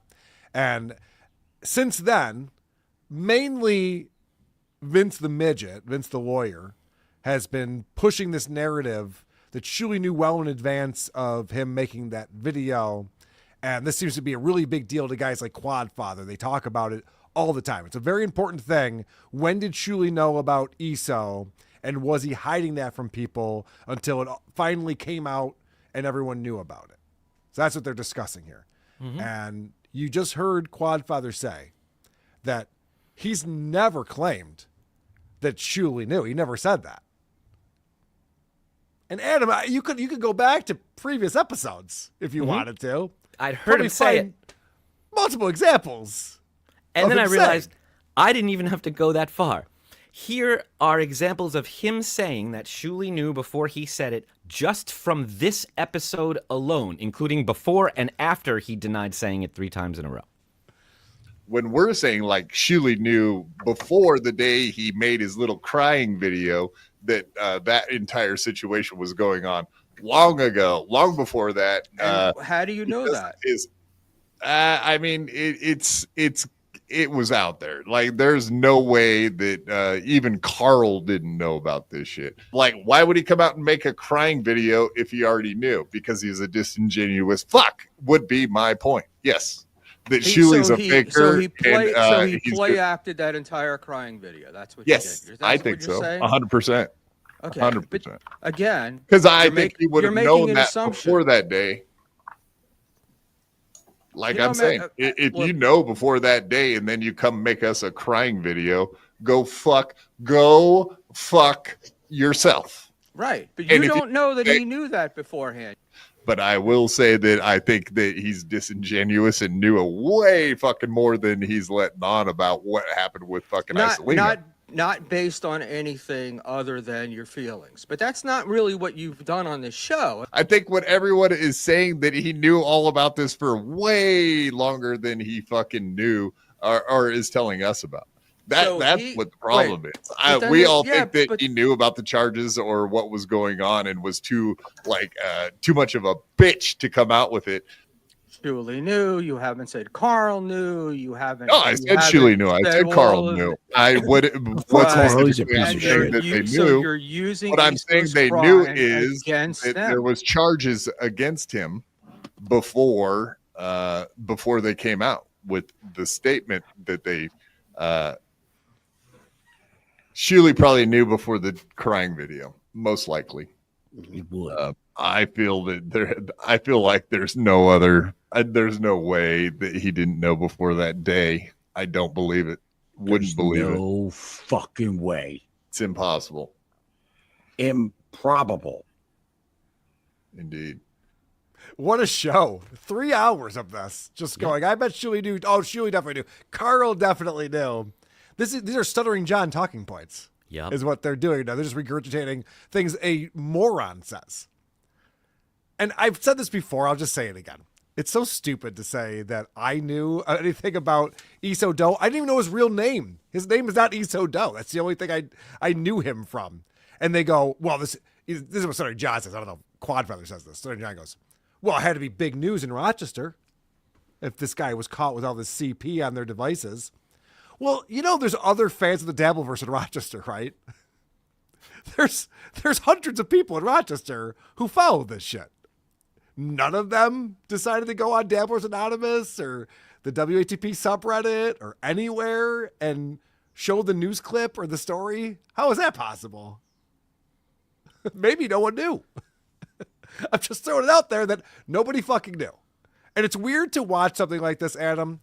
And I'm sure you've been in this situation before, considering your profession, where there's always people speculating about gossip and you know the truth. And you go, well, these people are just fucking wasting their time. They have no idea what they're talking about. Yep. What kind of losers spend so much time talking about something they know nothing about? They're just speculating randomly. For a long time, too. I speculate about shit, then I move on. Whatever. If Point Dabble Point was about the same thing every week, we would have definitely wrapped that thing up and been done with it. He's also playing coy, and he's playing the same game that he played with me. What does Shuli knew mean? We know what that means. Right. We know what you're implying. He goes, I didn't say that. The name of this episode is Shuli knew. I didn't say that. So why did you have this guy on, Quad? I mean, when confronted with anything, you act You refuse to change your mind. You want that person to be bad, and you won't be satisfied until that happens. But unfortunately, you're not as smart as the people you're having on, and you're not as smart as the people that are watching, and they can see what's going on and how you seem like a spoiled baby crying in a toy aisle that didn't get what they wanted. You'll literally just say anything to make this person feel bad, and you're so bad at it. They just get empowered. So it's like why I like watching it. Yeah, Shmuel Buckman seemed to do a pretty good job of getting underneath Quadfather's skin on this episode.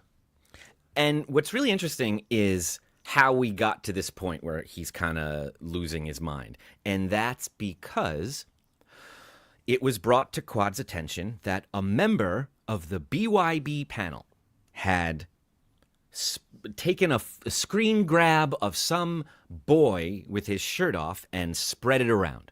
That's what Quad was asked. He would say, I don't have the source. I don't know. Here's an anonymous accusation.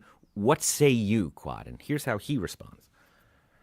Well, actually, Quad, here's the accusation. I have a DM that I received earlier today that one of the people on this panel sent out somebody's kid's shirtless pictures, a young boy.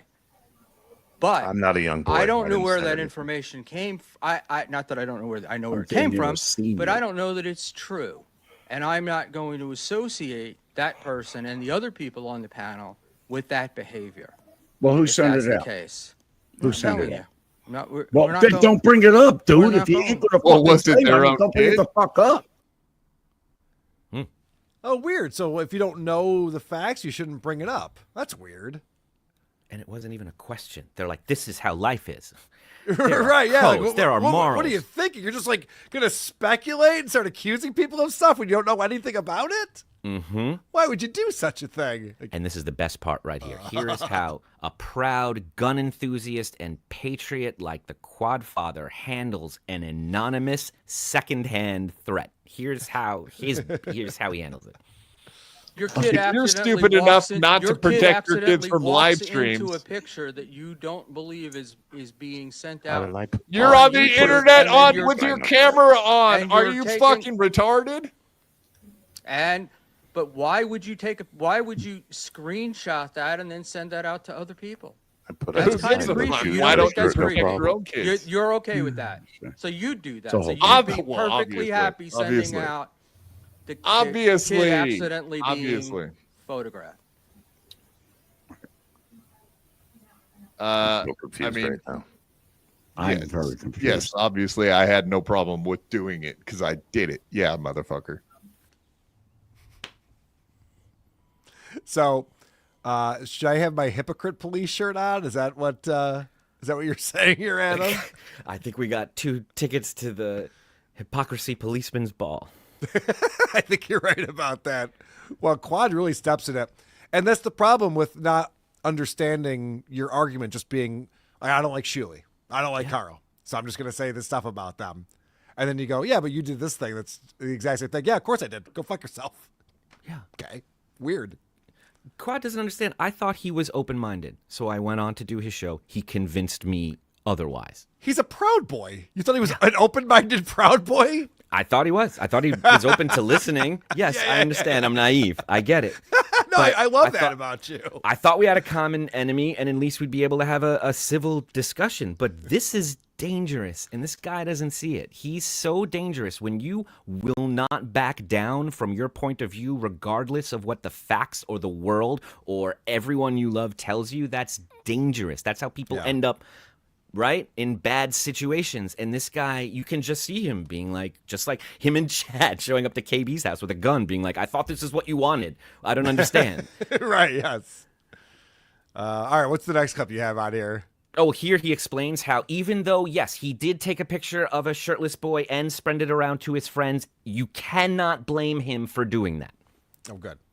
I don't know, Quad. It sounds a little creepy to me that you would take this picture that was I not know, and intended, everybody's been trying to. that was Everybody's not been trying intended, and to then say send it out to that other that's people. somehow I a don't know. fucking That a sounds thing. a little bit creepy to me, right? I did that with my son. You're Only thing saying is, it. he's I'm not. 29. It didn't bother me at all. And if you go look at his Facebook profile right now, you'll see his kid with his kid's fucking shirt off. So apparently the kid walks around with his shirt off all the time, as you can go look and see for yourself.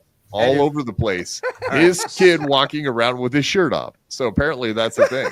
Because his kid walked in behind a screen and it's my fucking fault because he's a bad parent?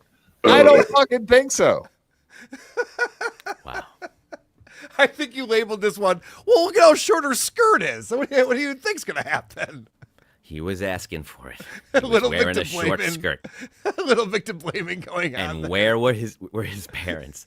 Quad, if you're ever on a stream that you turned on yourself arguing about how clothed the boy was, just end the stream. Yeah. It's just not working out. Yeah. Just pivot. Yeah, it's not going well. In fact, in this next clip, he does pivot. He decides to go on the offensive, which is probably, I guess, the only thing you can do at this point. You're insinuating. What am I insinuating? What am I insinuating? What am I insinuating? What am I insinuating? It sounds like you're calling me a pedophile, you fucking piece of shit. That's an absurd insinuation. Well, then what the I'm fuck not, are you but trying I'm to saying say? that it's an odd behavior. What are you trying to say and then? Spit it out, What am I faggot. supposed to think about that? Why would you tell me? Why would Why don't you somebody say take so? a picture, even if Why it don't was you off say it? Facebook, and send There it to are a other million people reasons. in DMs and text? Why would they do that? What was the point? Because I said it was like, hey, motherfucker, why don't you get your kids out of the screen? What the fuck are you doing? Okay, but then you would send it to that person, right? Not to other people? Well, anyway, long story short, I put it in chat and fucking it got sent to fucking Luke of the Bind. Not by request. That person was like, hey, should I send it to him? I was like, I don't give a fuck what you do. And he did. And that's the end of the story. Luke. End of the story. That's it. I'm not a PDF file. I was doing it to intimidate him. Okay. He's like cool. one of those catch a predator groups that like entrap people, but instead of contacting the authorities or the victims or the parents, he just sends it to his friends. Yeah, right. Like, what are you accomplishing with this? And you see, he's confronted with truth, and he just shakes it away. He goes, nope, this is what you are doing to Shuli. You don't have to like Shuli. It's very easy not to like Shuli. But There's this a few is people what who you don't were like doing. Shuli out there. Yes. Yes, and Right. they're a valid points. You don't have to bring this stuff up, and it doesn't have to be this. And when it is done to you, you are fucking apoplectic. You will not even tolerate. And watching all your boys suddenly snap to life for the first time in 2.5 hours, like, what is this guy doing? What is he? He's doing what you do, and you're out of your mind about it. So maybe fucking stop it. Well, I remember when we played clips of you on this show, and you said, look, this whole situation is gross. No one's happy about any of this that happened. I'd prefer not to talk about it. And Quad's like, I don't want to talk about it either. And fast forward 3 weeks later, and it's still the major topic on the show. He What are keeps we saying trying to the only accomplish reason here? he's talking about it is because everyone keeps bringing it up. And I told him, you're the only one bringing it up. Yeah, it's the name of the show. It's the name of the episode. But I'm trying to hate Shuli, so I need Right. something. Yes. And he makes it clear right here in this next clip that it is not, I mean, he says it out loud as if we don't know him. He says it is not right to make assumptions about someone's motives based on their actions. Okay.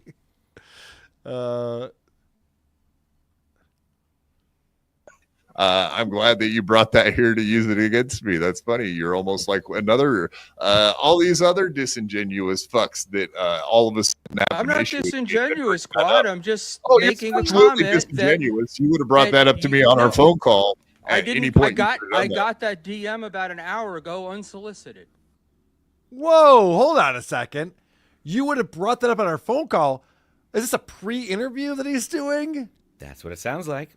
Is there a call screener before they have someone on the show? What do you want to talk to Quadfather about? All right, yeah, you can get on the line. And then all of a sudden the guy comes out and goes, Stuttering John's at the baseball game. Like, hang up. It's Cardiff, hang up. We talk about projection a lot on this show, but Very rarely are there such clear examples. On his last episode about us, he was obsessed with how WATP follows this script. And not only were we not offended, like we really didn't know what he was talking about. We were trying to figure out, like, he was obsessed with this idea that when someone on this show deviates from the script, you lose your mind. I get upset. You and cannot. he handle even and then the next week he goes, well, they were taking the word script a certain way. I just meant like Carl has his talking points. Yeah. And if someone has a different opinion, he gets very upset. We just watched Quadfather be like, you weren't supposed to say that on this show. We didn't agree to this. What the fuck? And I told him, he asked me, and I told him in a spirit of friendship, like, no, that's actually not how it goes. There's not a script. There's clips we pull, but there's no discussion about our points of view. And he said I was a liar and full of shit and a lot of other things because of it. And look at him now. Quad believes everything. You know, he watches all these shows. He's involved in all this Dabbleverse stuff. And there's a lot of people putting nonsense out about Shuli and who are these podcasts. And he chooses to believe that, even though not only is there no factual evidence, there's no evidence of any of this stuff, but also there's a lot of reasons to believe it doesn't make sense because people tell them, no, that's not the case. I know it intimately, and that's not how it works. You know, Adam goes out and goes, I'm a co-host on Carl's show, and I can tell you that's not how this works at all. I know better based on no experience. Right. And it really, if you think we're, sure, I'm being a little petty, I'm being a little small, but he's choosing to use these issues to take down Shuli and to take down his enemies. He's choosing to talk about this stuff and weaponize it. And if you thought for a second or were fooled to think that he cares about this stuff, the second it was turned on him, he's explaining to you what constitutes as a bad image and a good image, and how when he does it in any form, it is absolutely acceptable, and starts getting into the minutia of like how much clothing they're wearing. Dude, but he deserved it, Adam. You don't understand. It was okay when I did it. There's few episodes of that Predator show where they're like, well, this guy had a point. She was asking for it. She was, come on. I mean, it's not his fault. She was good at texting. That's strong texting. He might have thought 14 was a typo. We don't know. You don't know. Like, but all of a sudden, when 8 it's are so you, close to each other. Yeah, right. When it's Quad, you're given the benefit of the doubt, and that is scary. You can't just, because you think you're in a position of power, decide to wield it. How sad is that one of the only people who actually watches this show, Adam Bush, is just hate watching it? That's so sad, Quad. Sorry, man. That's the one thing we all have in common. It's an anger addiction. That's true. Did you pulled a couple of other bonus clips? Did you want to hit any of those? The only one that's worth is, I think, the last one I sent you, that number 9. Okay. Because he keeps saying, Quad, that any criticism of him is unwarranted because they're doing a comedy show and it's just jokes. These are just jokes. They're jokes. Oh, good. Now, it's crazy to me that someone who's never done stand-up, never studied it, never told a joke, thinks him and his buddy Honky Kang are the ones who should take the Holocaust jokes. They're the ones who should take the hardest stuff. Like, we're not going to start with puns and knock-knock jokes. Yeah. He's going to go right to whatever the toughest material is. And here's why, with examples like this. How much does a Holocaust? Fair point. What's too much. 45. They will too much. It's too much. I will give you 1 penny per. No. $6 Anyway, million. Yes, we will get off that topic very quickly. Whoop, that didn't go well. Nope. He was into it though at first. He's waiting for the big reaction from that. He's the reason George Carlin and Howard Stern got crucified by the FCC. It's assholes like this who take advantage of that to, you think you're on the level of Richard Pryor. You think you and the great minds should be making these kind of jokes. Based on what? You're not even a podcaster, Quad. And I just, if I may. I'm sorry that he's not coming to Vegas. I'd love to talk to Quad after this now. I would love to sit down with an interview or just a one-on-one anytime. Please explain to me how I'm wrong in a calm environment, in a friendly environment. Tell me what I'm missing, because you tried to humiliate me and failed. You tried to humiliate this guy and you failed. You refused to give up on camera a single point. However, He's saying that Shuli protected a pedophile. Yes, that's I what mean, he's these saying. are very serious allegations. And that by he the way, just why would throws somebody around do that? nonstop. Why would somebody do that? Why would somebody do that? Because if you listen to people like VTM, they immediately associate it with, well, he must be into that too. You know, they try to bring this leap of like, well, he must be just as bad. That's what he's saying, you know, but he won't admit it in person because he's scared and he's not proud. He's insecure. So he has to just say no when the camera's on. But then today, if I may, some breaking news. In the description for the new BYB episode that's coming tonight. Yep. He says in fine print in the episode description, after the blow-up with Shmuel Buckman on Monday, we think we can put ISO in the vault for good until we have any proof one way or the other on who knew what and when. What an amazing epiphany. He must have just slipped out of it or something and just realized, like, oh, maybe I should stop talking about shit I don't know anything about and stop accusing people of horrendous things they didn't do. Wow. Amazing. Or you could just do it in real time on camera and not good just point. have Yeah, a that's a good pussy show, thing. You're but like right. make a friend and maybe do some good, you fuck. You dumb fuck. That is kind of a pussy move right there, where it's just like, just types it out. All right, well, we won't do this anymore. Yeah. That's it. Well, at least So he that's it. learned. At least he learned the error of his ways. That's good to know. You were checking out another show. And guys, thank you so much for supporting the show. I'm going to get to the chat in a second. Super chat, supertip.gg/WATP. We appreciate the support. We still have a Stuttering John segment coming up and 2 minutes with Tom. We got a game coming up. We got your voicemails. But you were checking out a show called Dabbling in Politics with Yes, I was. Mumbling Nick and Liquid Cryptic. Or Liquid Cryptid. Liquid Cryptid. And this episode featured Mr. Jake Hudson and Ava Riza.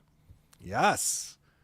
So you learned something from this. I appreciate you watching these shows. And Oh, I watch bringing it this- so the rest of you don't have to. I watched an hour and a half, and I pulled the clip you all should see, so you don't have to. We're going to learn something about our buddy Jake Hudson that we did not previously know. Hey, when you imagine like I dabble. when you imagine having sex with women, do you like to imagine yourself as the more dominant one or submissive, or do you like them to be equal partners? So that's Ava who's asking Jake, because obviously he's not having sex with women. So she's like, well, you're probably picturing yourself having sex with women. What does that look like? Fair question. Be honest with you, I do watch like this is going to get a little bit X-rated. I watch like Chatterbait. I watched Cam Soda. A lot of the stuff. Plus, I also watch. Did you say Cam Soda? You write that down. I didn't even know about that. All right, cool. Videos and other stuff. Because Like they what categories though? Some of it. Don't get offended, but one of my favorite was trans. Oh, why would you get offended, Jake? I don't know why she get offended. It's like I love Jake right there. It's like, I love when he does that. I do too. It's so endearing. I don't know why she'd get offended. It's like a compliment. I would argue Sort that of. at least 80% of the Dabbleverse secretly watches trans porn, and they're the ones that bitch about trans people the most. Wait, is the Dabbleverse bitching about trans people the most? Because I haven't seen that. I mean, I would It's know come more up. than I would. It's come up. It certainly has come up. That's true. But this is a wonderful episode. Mumbling Nick and Liquid Cryptid do a great job. And then halfway through, I don't know what happens. Ava just takes over and starts asking Jake these amazing questions. And Jake is very honest. It feels like a very safe space that you're watching. And I recommend everyone to have Ava as a guest because she will turn it on and turn it around. That's fantastic. We got to get her on WATP. She's reached out to me a few times. So we'll get that figured out. JC coming in on supertip.gg/WATP says, this chat is special. Hi, Adam. I'm your Muppet. Thank you. Thank you very much. Colin Madden coming in. If Shuey knew beforehand, why did he speak positively about Issa when asked? Wouldn't he get out ahead of it and distance himself? Common sense. Yes. It is just common sense. It doesn't make any sense. Whenever it was brought up, it's like, yeah, maybe Issa will be at DabbleCon. Maybe we'll see him. Why would you say that if you knew that he was arrested the year before? It'd be really stupid to do. And it's the sheer arrogance that people like Quad have when they say, this is how that goes down. It doesn't go like that. It goes, how would anybody know? And isn't it unique to everyone? Right. And Carl knew too. Yep. What? Holy shit. Quad's a POS. Only reason he could work with SJ. Yeah, he definitely did not make a lot of fans in that little era of his when he was buddying up with Stuttering John. And he has nothing to say about it. When you ask him about it, he's just like, I don't know. Yeah, it didn't really go the way. Okay, so you're allowed to say the opposite of what you believe on camera for a year or two and then not be expected to explain yourself or have it matter at all. Okay. Cool.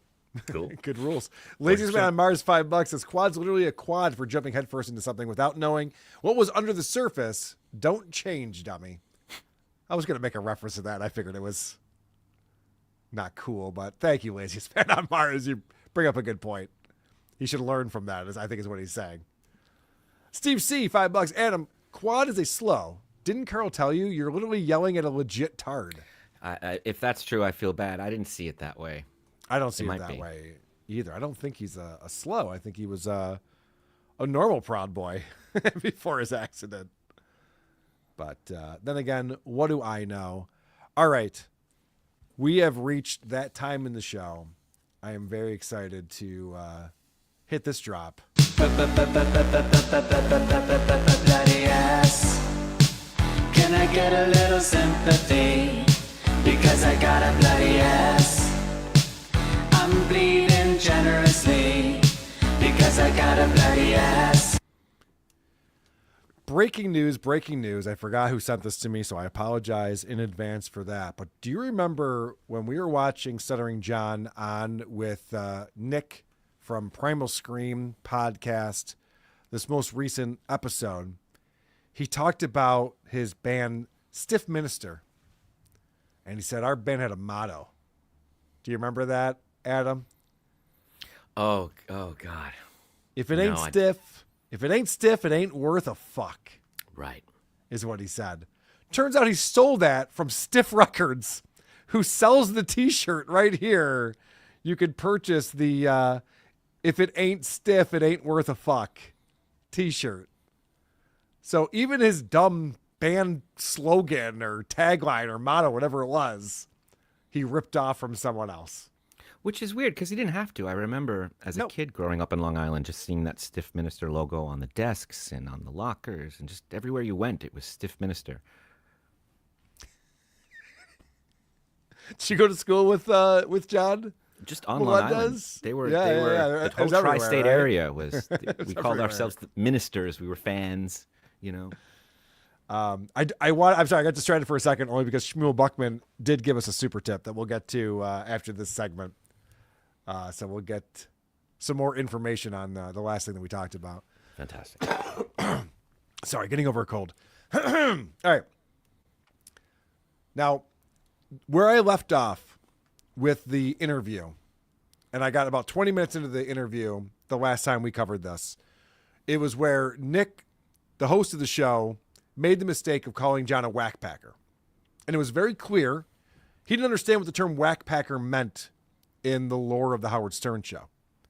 He thought it meant you're an OG. When you think of the Howard Stern show and when they came to be, it was Howard, Fred, Jackie, Robin, Gary, Stuttering John. That's how he was like, yeah, you're like one of the guys. And John was very upset. Very upset that he would call him a whackpacker. Even when the guy explained himself and said, no, I don't mean it to take offense. I mean, you're like one of the guys. And John would not let it go. He got very butthurt. You were because he brought a guy on that stutters, you were the catalyst for the whack. No, I was in the OG. There was only 6 of us. Right. There was me, Jackie, Fred, Robin, Gary, and Scott. That was it. There was the 6 of us that worked there. And we worked there. We worked hard. And, when I started, we were only on in New York and Philly. And I was doing those interviews. And those interviews became Probably one of the most popular segments. That's what I'm saying. Yeah, but no, it wasn't part of the I don't think any of those guys could have done it other than you. Like I'm saying, like those parts. Okay. So he makes it clear. It was not a whack packer as part of the original 6. Now, I would say there's an argument to be made that the only reason why John is, one of these guys who was like the original crew is because he didn't leave after his internship like most people did. Because the Howard Stern Show had been around for close to a decade before John joined it. So this idea that, Private Parts, the movie, chronicles Howard Stern's rise to stardom. All of it happened before John was on the show. So you can see all the different players that were part of the Howard Stern Show, but John likes to paint this picture that like, oh no, I was one of the guys before everyone else got there, and I was one of the original 6. Well, it's funny because EL sent this to me, and it's when Mitch Fatel, who was the intern before John was the intern, he became a pretty famous stand-up comedian, very successful stand-up, and he came back to the Howard Stern Show to be like, hey, look at me. I made something of myself. I was an intern here all those years ago, and now no one knows me from the Howard Stern Show. They know me as Mitch Fatel. He had Comedy Central specials, I believe. I remember seeing him all over TV at the time. And so this is interesting as they're reminiscing about a time when Mitch asked Norman Lear. Norman Lear was having a Lifetime Achievement Award ceremony, and there was a presser. And so Mitch asked this crazy question of Norman Lear that threw him off. So Norman Lear glares at Mitch. Glares at him. I'm in the back working the tape recorder. Thank God. I have to push the record button down. Yeah. He glares at him and he goes, there's a long pause, and he goes, oh my God. He goes, I don't even, he goes, I just won a Lifetime Achievement Award. I don't even understand that question. Wow. And like he wouldn't let it go. He kept going, oh my God, oh my God. So finally, somebody asked him another question, and he starts answering. He goes, I got to stop. I got to tell you, I don't get your question. Mitch is like shuffling through papers. Mitch did a lot of good stuff. Mitch was the guy who did the whole homeless makeover on our video. Remember that? Yeah, he did a lot of good stuff. So Mitch was asking John questions before John. Oh, yeah, definitely. Even Artie Lang points out, he's like, oh, so John wasn't the first guy to ask crazy questions to celebrities. Like, no, Mitch Fatel definitely did that. And I love that Artie Lang, who was a huge fan of the Howard Stern Show, it meant so much to him to get onto the show the first time as a guest when Norm brought him along as his buddy, and then to actually get hired for the Jackie chair. He would talk about it all the time. Like, me and my dad bonded over the Howard Stern Show. I grew up listening to the show. And even Artie is sitting there going, but John always takes credit for being the guy who asks all the crazy questions, but you and your other interns do that before him. Mitch Fatel is right here talking about that. And I mean this as a dick to take this away from John, because John brags about it so goddamn much that he thinks that Triumph the Insult Comic Dog ripped him off, and Ollie G, and he goes through the list. He ripped off Mitch Fatel. He wasn't even the first guy to Howard to do this. Well, I think you're being a little disingenuous, because even though Mitch predates John, John's 4th grade report card predates Mitch. And on his report card, it said that John asks penetrating questions. So he's the OG. Now, Adam, people always say that on this show, everyone agrees with each other. It's the agree with each other show. But you're fucking wrong. It was 5th grade. It was the 5th grade report card. You're right. You're right. And I'm disappointed in your knowledge of the Dabbleverse. And it was interesting and penetrating questions. I thought you were studying this shit. No, I know. In John's mind, he was hired because of this thing that he does where he asks these crazy questions of people. And it turns out that was not the case at all. This was just a bit that they did on the Howard Stern Show. And I we'll get to that in a second, but I love that Mitch actually set up John to fail. It turns out this is a very funny tidbit. I think that's what it was. And you were upset that you had to leave, and you even went and called your friend at NYU named Stuttering John. Well, there was a guy at the Yeah, and I actually had to apologize to Stuttering John because I think I did something bad to him when he first started. Because he first started and he said to me, and I don't know if you remember, I wrote this funny song for Howard, and it calls him a Jew boy. Right. And I said, well, Howard will love that. That'll be hysterical. He always laughs. And he played it, and I remember listening that day, and you going, what the hell do you think? The line was, poor little Jew boy thought he was a coon. That's the actual line after that song. I love that because we've played on this show, maybe it was a bonus show, I can't remember, when Howard first reacted to John's song that he thought would be the theme song to the Howard Stern show. And Howard's going, what the hell is this? Why would you think I'd like this? This is racist. This is not funny. And I love that John passed Mitch Fatel and went, yeah, he'll like that. That's going to be good. It's hilarious. He hooked up John with the internship and then screwed him over with his advice. Very funny story. Now, Adam, going back to what you were saying about the report card and the penetrating questions and John taking credit for this act that he had, even though he had nothing to do with it. This is the thing that John hates to hear the most. Remember, we're going to get back to this interview. But remember, John's like, I was one of the OGs. I am the guy. When you think about the Howard Stern show, my name has to be involved in that. Because Mitch felt so bad about leaving us so quickly, and he wanted to help us, get a replacement. And Mitch was all weird about the stuttering part. He's like, listen, the guy stutters, but it really won't affect his job at all. He's a good guy. I walk by and I go, my ears perked up. I go, you said there's a guy who stutters? I go, no need to interview him. He's hired. That's it. Right. John's still offended by that, by the way. That you said hire him before I ever met him. Just Absolutely. Based on the stutter. That's the truth. I love that. How funny is that right there?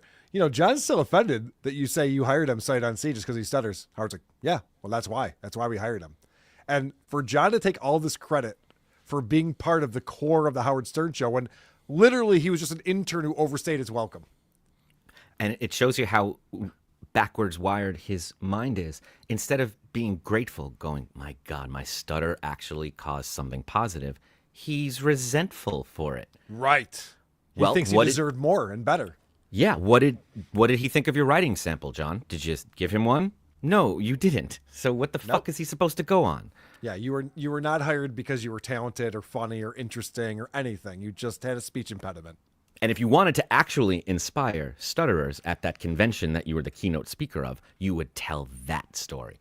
Like at my worst, when I was feeling the worst, I managed to channel it into work, acting, and make good of this horrible situation. I turned my stutter into a positive by being proud of it and not hiding with it, but just sharing it. You motherfucker.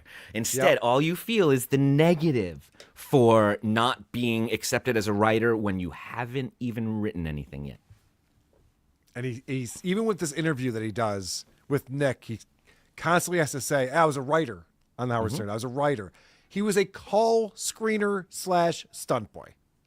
And we've been over it many times, so I won't get into it too far, but we had Casey Armstrong on the show, a producer for the Howard Stern show, who told us John was not in the writing meetings. He wasn't even a part of the software we used to write bits. He had nothing to do with any of it. All right, so let's get back to this interview they did with Primal Scream. And they're talking about, Nick asked him, were there any questions that were written for you that you felt you shouldn't ask a celebrity? And so John has some examples here. A time when I had to interview Kathy Lee Gifford, and she was with Frank Gifford, and the kids were there.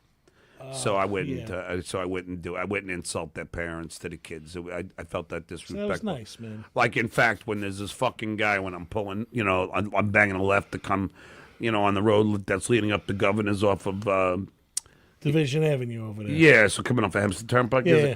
And there's this fat fuck, and he's with his fat fuck kid, and they're walking, and I'm parked out, and I'm parked a little far out in the crosswalk, and the guy, he has no problem. He could get by me, and he's walking by, and he can't resist to open his fat fucking mouth to say something, and I was gonna roll down my window and go, "Shut up, you fat fuck," and then I was like, "Ah, the kid's there. I can't do that."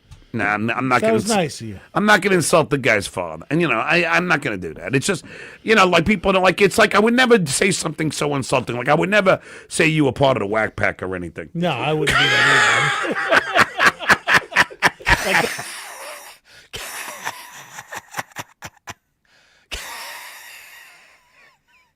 He had to bring it back to that again. He nonstop teases Nick about this whack pack comment. He will not let it go.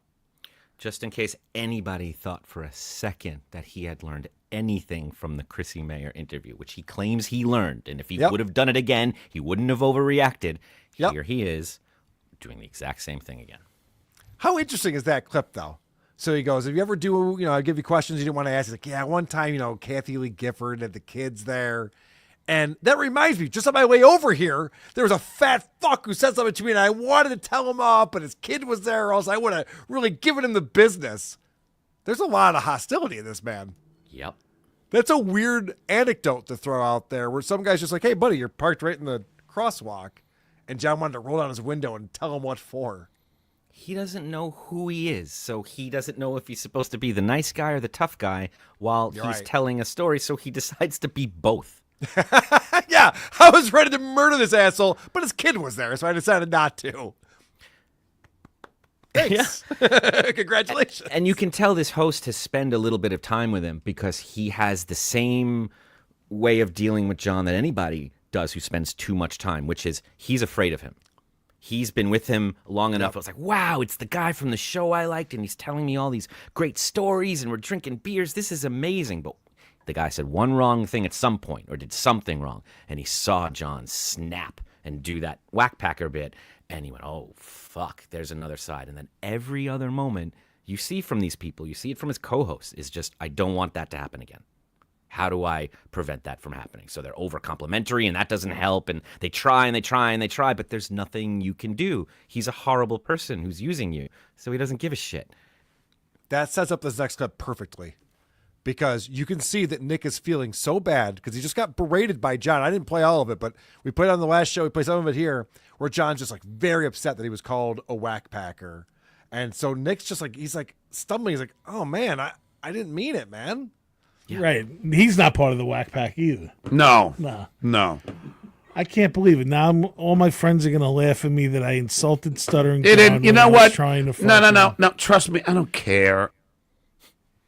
So he's sitting there going, oh, man, I fucked up this whole interview. I screwed, it's the Chris Farley show all over again. Damn it. I screwed this whole thing up because this guy's an amateur, of course, but John should be the pro. And I mentioned this on the last show. John should be the guy who goes, oh, no, I wasn't part of the whack pack. There was John the Stutterer, but no, I was actually, on the show. I was a paid employee. And then just move on. Just correct him, move on, whatever. Instead, John's like, what the fuck? You think I'm a whack packer? Because John's triggered so much by that. This guy meant nothing by it. If I called John a whack packer, he would react the same way because he knows I'm doing that to insult him. This guy was not insulting him.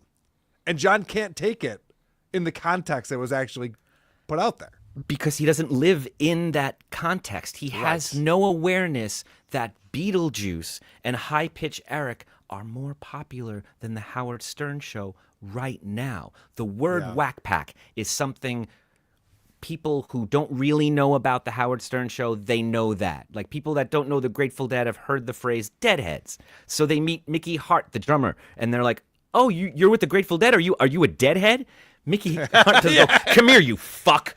Like, he's not, he goes, no, those are there's just an awareness. And it's fascinating because this happened to John when they were making Private Parts. He expected Hollywood to know the specific details of all the relationships involved in the Howard Stern show. They were like, you're Howard or you're in a whack pack. You go in that room or you go in that room. Right. And John lost his mind. He's like, I can't go in the whack pack room. I'm not one of them. They're like, well, we're making a movie about Howard and his friends. Are you one of his friends or not? And he doesn't know what to do or say or how to be. It's incredible. No speaking line, so I assume you're not part of this production. He's like, Well, Nick is so thrown by this that he cannot get over it, and he continues to unravel during this interview. But I don't worry, I don't care. You can say whatever. But no, I was never in the whack pack. But I'm gonna give you a fucking whack after this thing. Right? I don't give a shit at this point.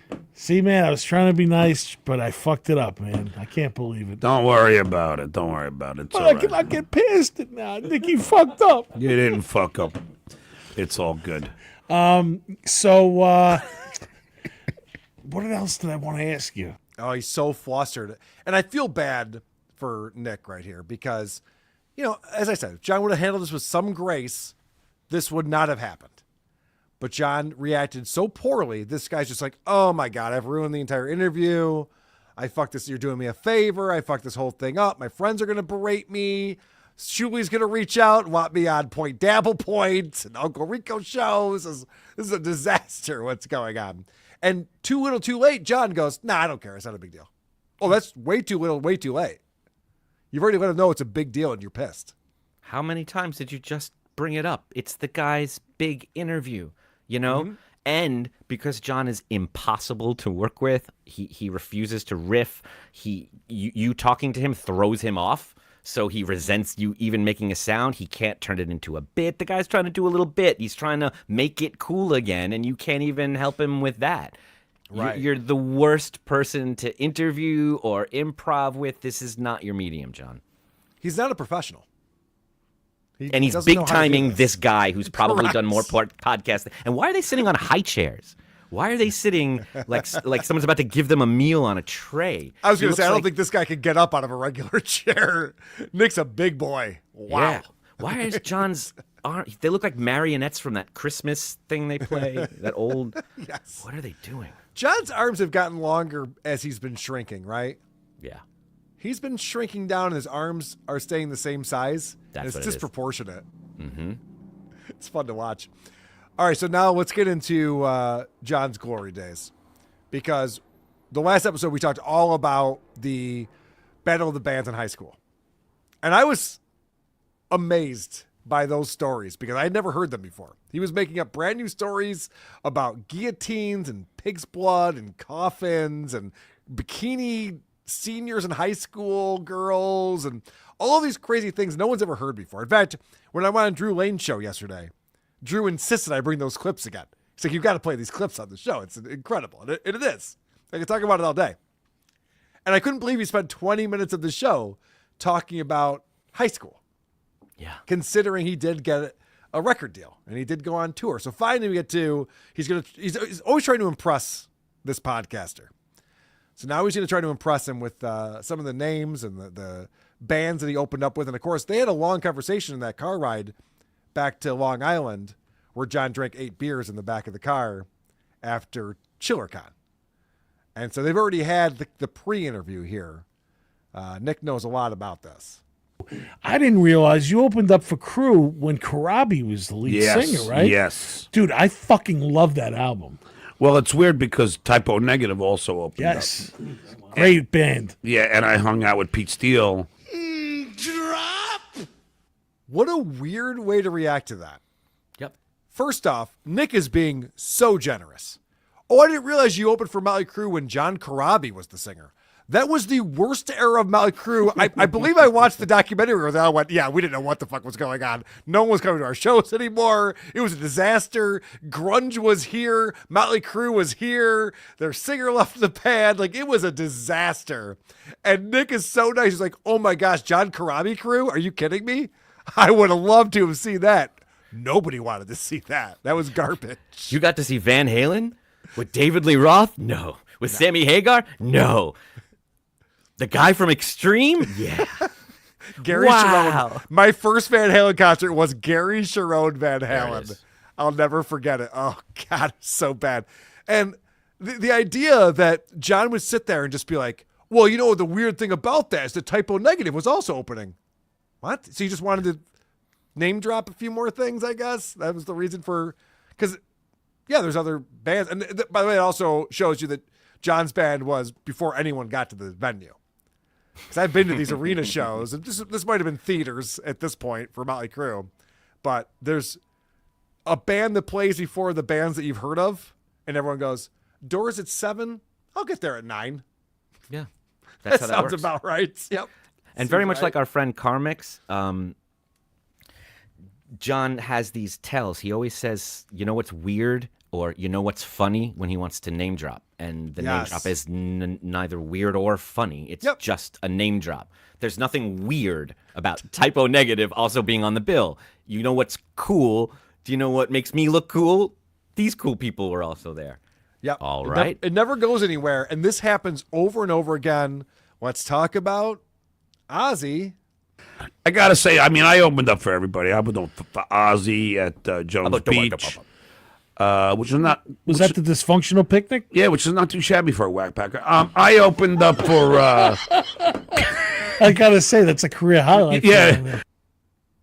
He has to get another dig in at Nick. He's not letting this go. Isn't that amazing for Ozzy as a whack packer?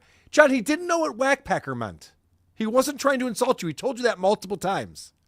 Carl, he doesn't care. He doesn't care. He wants to big time this guy and make him feel bad. And it's working. This guy feels very bad about it. He's said that out loud. He feels like he's ruined the interview, and John won't let him off the hook. You know, going back to the Chris Farley show reference, do you remember how Paul McCartney handled that? I mean, it's a skit. But still, Paul McCartney's like, you're doing great, man. Don't worry about it. Come on. You're fine. Like, that's how a professional would handle something like that. Like, they've signed up for this interview. They're going to try to make it as good as it can be. John's just like, fuck you. I'm going to bury you now. Yeah. I'm going to make sure you feel terrible about this. This guy's a musician. He has a band. He plays bass, I think. You can talk to him like an equal or like a fellow musician. You don't have to talk to him like someone who's never heard of Ozzy Osbourne or doesn't know the song Paranoid, so you have to sing it to him. Bam, bam, bam. That was my favorite part when he starts singing the riff. You know the song Paranoid? Like, yeah. Yeah. I do. Yeah. And what is he supposed to do while he's singing the riff? What are you supposed to do as a host while they're doing that? I don't know. And he's also like putting his hand over and touching the guy. Like, dude, remember this? And be like, play it. And he's like, yeah, man, it's fucking uncomfortable. Stop doing that. I named this next clip, John's a name-dropping son of a bitch. I opened up for White Zombie and Green Day and Ted Nugent across the country. And, I mean, in my MTV video, I'll talk my way out of it. I had Sting and Gene Simmons and Nino Betancourt We were in just it. watching it.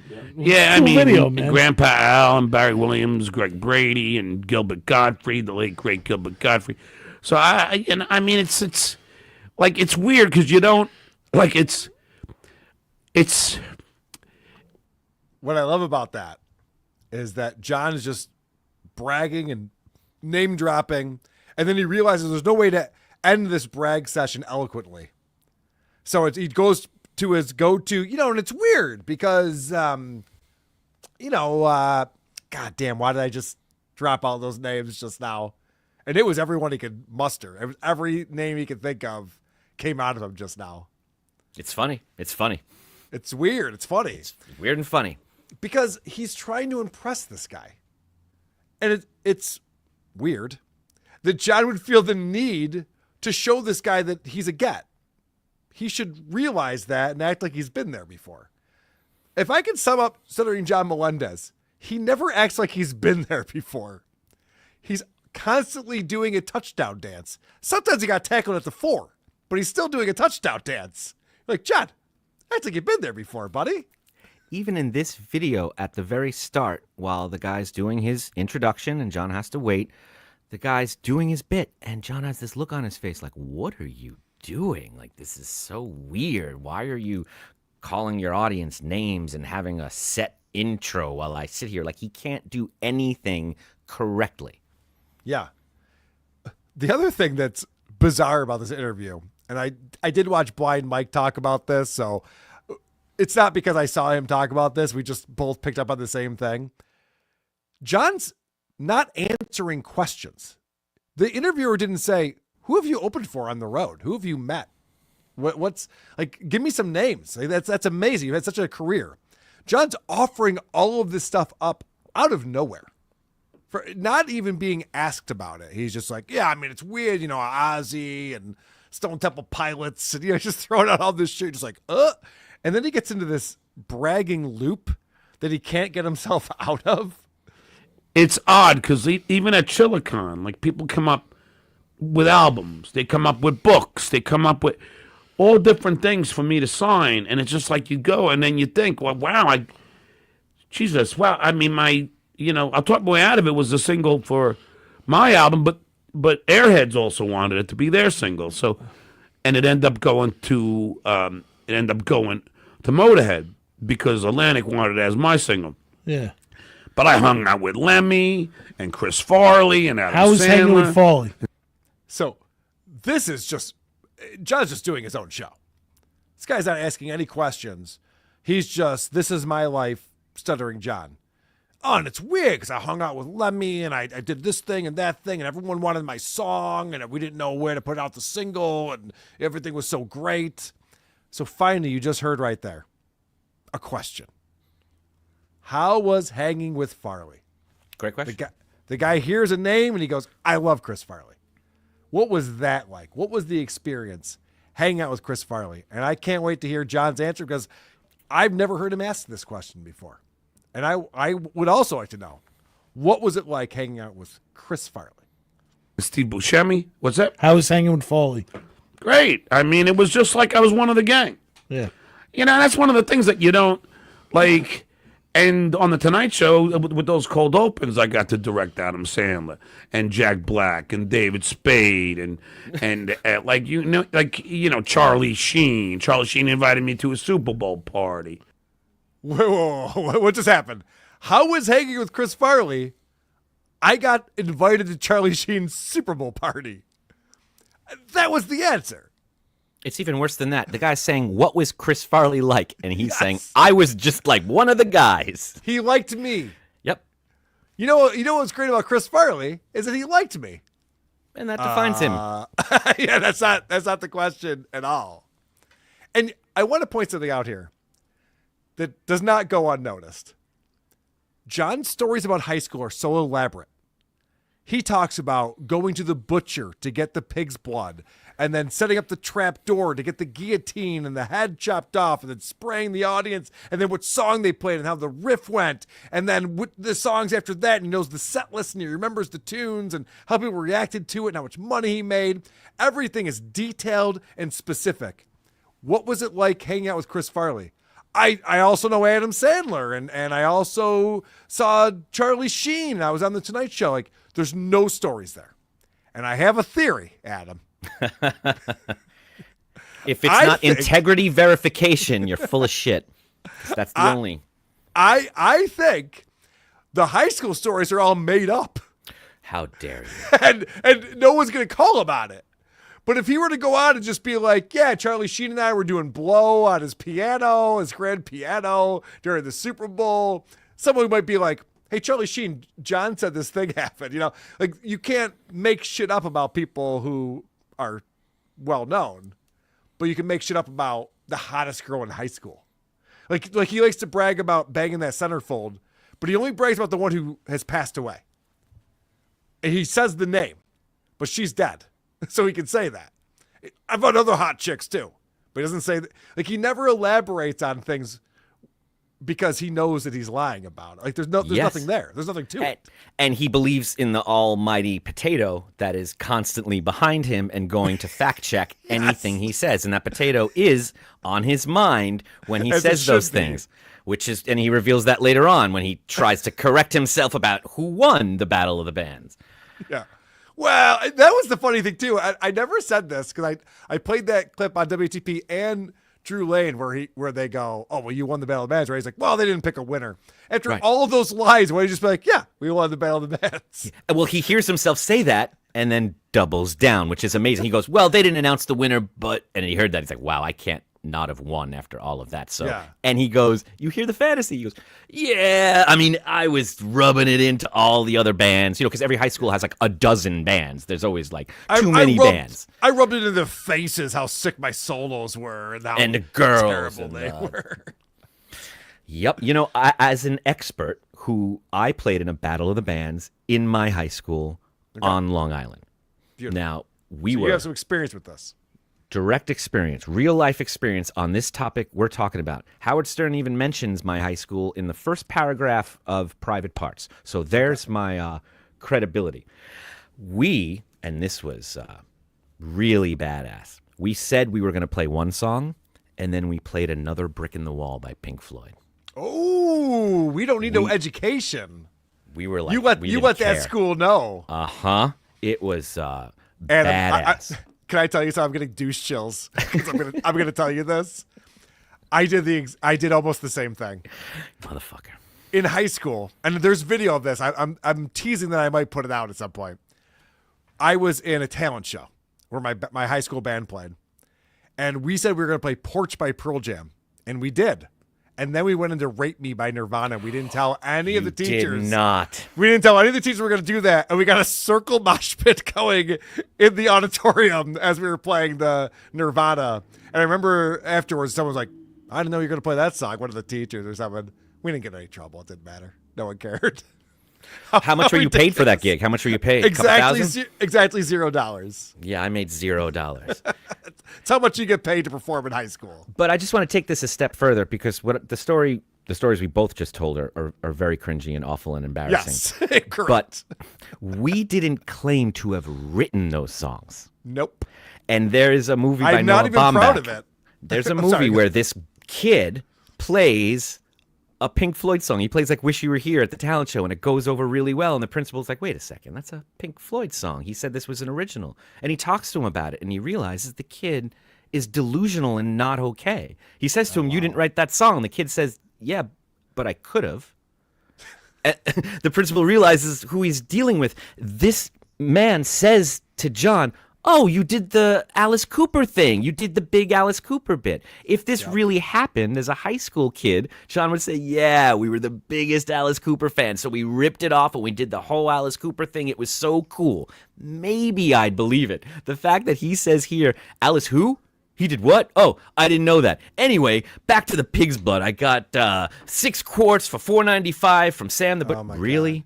Yeah. It's the funniest part. If you haven't watched the most recent WATP segment about this, it's the funniest part where John explains exactly Alice Cooper's show, a thing that everyone knows about that was 10 years before this talent show or Battle of the Bands. And Nick just goes, oh, yeah, Alice Cooper did that. John goes, oh, he did? I don't know. Anyway. It's like, it makes him look I love that Nick said that. It's so funny. He didn't just perform another brick in the wall. He wrote it. Maybe that's why John crushed him on the Whack Pack thing, because he was probably butthurt about that, and he wanted to exact his revenge. Just a theory. Just a Quadfather theory I'm throwing out there. I don't know. We'll probably only do 7 more episodes about it, and then we'll lay it to rest. There's no All right. pleasing John. If this guy devoted his whole day to making his ego feel good, you can't fill John's ego. It can't be done. Well, this is a thing that John gets into in all of his interviews when he's being very braggadocious. And he's talking about how amazing his career is. He has to take a step back and look back at all the things that he's accomplished. I had beers at the whiskey bar with hanging out with Matt Damon. George Clooney comes up to me and says, and starts talking to me like it's like Jennifer Aniston comes up to me when when we did the Tonight Show with Friends and. It's like it's just such a charm. Jerry Seinfeld comes up to me, who's also from Massapequa. So it's like one of those things that it's like it's such a surreal life, Fuck yeah, it is. The thing that's surreal is that a man with no talent was in show business and got to talk to talented artists all the time. That doesn't happen very often. And so when he says it's a surreal life, it is a surreal life because George Clooney isn't on a show going, oh my God, I had a conversation with Jennifer Aniston and oh my God, Seinfeld came out to me. George Clooney belongs. So he doesn't talk like this. And even that story where he goes, oh my gosh, I'm at the whiskey bar drinking a beer and Matt Damon's there. And he says, anyway, we're talking. He has no stories. He has nothing. This is the worst anecdotes possible. It's just name dropping. People ask me specifically a lot about politics in Hollywood and if you get influenced to believe a certain thing politically, and I'm always saying, do you, Adam? I don't. I don't. But what John's doing right now, I do. This happens when you live here. Celebrities get projects made.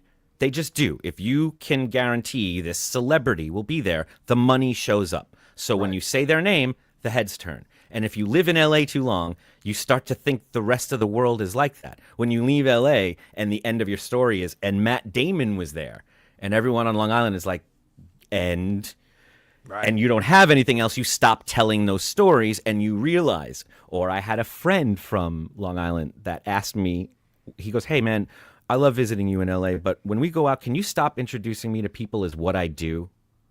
And I was like, oh, yeah, you're right. I thought I was being a nice guy. He works in sound. This is a sound guy. Don't you guys want to? He does, but that's just an LA thing, and you're being a douchebag. I just want to be me. And he was right.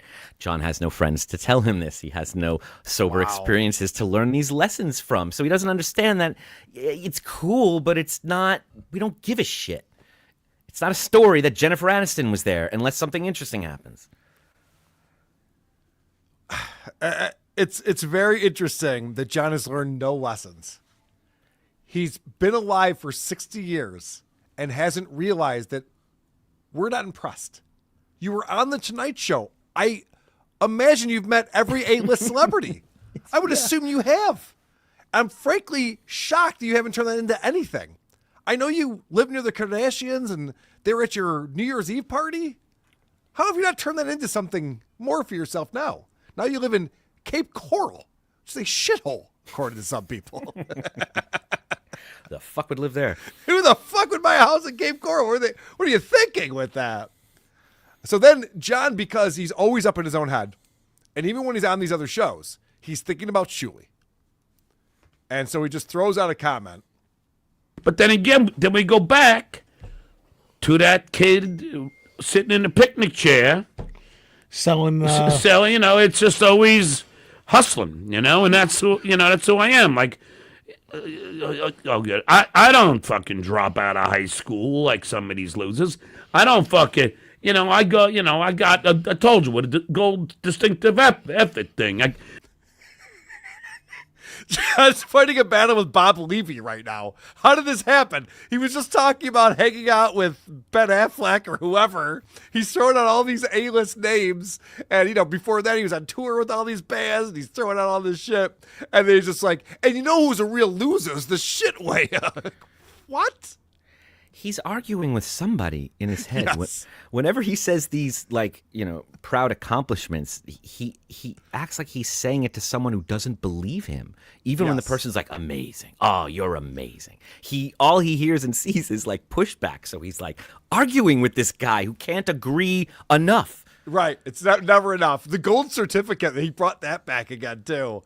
It's at the point now, Adam, where why am I even here? Right. You know what I mean? I could just play Stuttering John and it's everyone can come to their own conclusions. We all get it. This guy is retarded.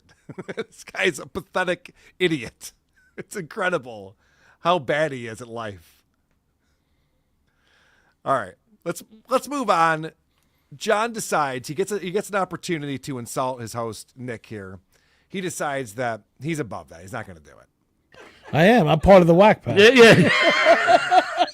I can make a joke there, but I won't insult you. Do you know what the joke he wants to make is, Adam? I bet you could predict that. No, please tell me. He wants to call him a fat fuck. What? He wants to call Nick a fat fuck. When, he does a self-deprecating thing Nick does as the host. He's just like, yeah, I'm a whack packer, obviously. And John's like, oh my gosh, I'd love to talk about your weight right now. But you gave me a ride home from ChillerCon, and you've been nice to me, so I guess I won't. He's like, no, go ahead and make a joke. He's just like, well, that's not a great joke. It's just the words fat fuck. That's the joke I wanted to make. Yeah, he doesn't actually have a joke. He just has two words that sound funny together to say. Yeah. He's just hoping he can insult him. He wants to say it so badly, too. He's like, oh, that's all I want to do. He did this before earlier when he talked about what he wanted to say to that person crossing the street but didn't. Well, as long as you have the feelings and you tell us about it, yep, you don't get credit for not doing it. Correct. You still let him know you want to hurt his feelings. You don't get points for not doing it. You ready for braggadocious, John? It's one of my favorite versions. Oh, something new. Of Stuttering John. Oh, no, I'm not here to insult you, Nick. You were nice enough to drive us all the way back. I had a nice drive that day. I did, too. As long as there was beer, I didn't give a shit. And you got to admit, I drank, 8 beers on the way home? See? Yeah. Did I even seem the tad bit inebriated? Not at all. And did I even have to take a piss at all? No. Yeah, that's right, man. My liver and bladder are trained. That's good. from years and years of practice. No one told me there was going to be boasting. Why does a 60-year-old man feel compelled to talk about how many beers he drank in a car ride home? He thinks this is bragging? I think so. Am I wrong? Adam, what is going on here? A lot of alcoholics feel shame. Yeah. You know, you'd think you'd be like, don't tell them about my drinking on the way home if you don't mind. Yeah. Let's keep that. Or they'd pour it in like a different cup or something and be like, yeah, and I'm just having a Coca-Cola. Look at me. My Coke. I keep thinking about, because I'm lonely, I keep thinking about when they left the con, you know, and Grillo said, hey, me too. And John had to say, oh, fuck, I showed up with this guy. Can you give him a ride home too? And then John had to tell the guy, not only are we going to Long Island from Jersey, but you got to stop at a open liquor store right now. And when that guy gave any kind of pushback about that, when John turned on him, you know, right, and really, and that's what that guy's afraid of. Like, this was not a joyous ride home. This was like a hostage situation. Did this guy buy John the 12-pack? Oh, Did John fuck. offer any gas money? No gas money for sure. This is why, you know, we talked about this at Point Dabble Point. Shuli reached out to Nick to try to get him on the show. Nick has declined, doesn't want to be part of the Dabbleverse. But I have a lot of questions about that ride home. Mm-hmm. This would be fascinating to get him on the show yeah. to talk to him. That fat fuck. Why would he come on WATP? Because John scared him. Yeah, for Because sure. John scared him, and he met a guy, and now that's going to go away. He got a big, by the way, this is going to be the biggest numbers on Demon Roar, whatever this is, Demon Scar, that he's ever had. And on it, John berates him for calling him a whackpacker. The guy tries to turn it around and make it cool. John refuses to make it cool. And now this is what's happening. He wants to keep his Hollywood connection. He doesn't know. Right. Adam, I have one more clip for us today. And again, we have not gotten through all of this episode. You know how I am. I have to clip everything. I find everything fascinating. So I have already pulled out 40 clips. We're going to have 40 more probably. Continuing on at Hackamania this weekend, Hackamania.com. Promo code WATP to stream it. But I wanted to leave us on an up note. I wanted to leave us with something that would maybe give us a big belly laugh. I think that's a good way to end a Stuttering John segment. It's a crazy story. In fact, the guy that came with me to get the butcher blood, to get the butcher blood for the guillotine bit, his name was Mac Taru. He was my buddy from Nassau Community College. Now, I didn't know this, but 2 or 3 days after 9/11, I get an email, you know, and of course I had AOL, which is embarrassing in its own. You know, this guy was goofing on me about having AOL. I said, dude, you goof on me one more time, I'm going to delete you from my MySpace account. But anyway. Adam, I don't see you laughing. Is the audio coming through? Could you hear the clip? Or I don't feel good anymore. I want to go home. Was having an AOL email embarrassing in 2001? It wasn't. I'll answer for you. It was not. AOL was a very big company. They had just merged with Time Warner. It was a big internet company in 2001. So, all right, moving on. But this poor. So I get this email from this woman. She goes, John, I just want you to know, and she shows me a little girl, a little cute blonde girl, and she says, Mac was a flight attendant on one of the planes that went in. Jesus Christ. And I had tears in my eyes because Mac, his real name was Michael Taru, and he was the sweetest guy in the world, and we would smoke pot and just hang out at NASA Community, and he was such a sweet soul, and it just, to leave behind his daughter was so sad. Yeah, man.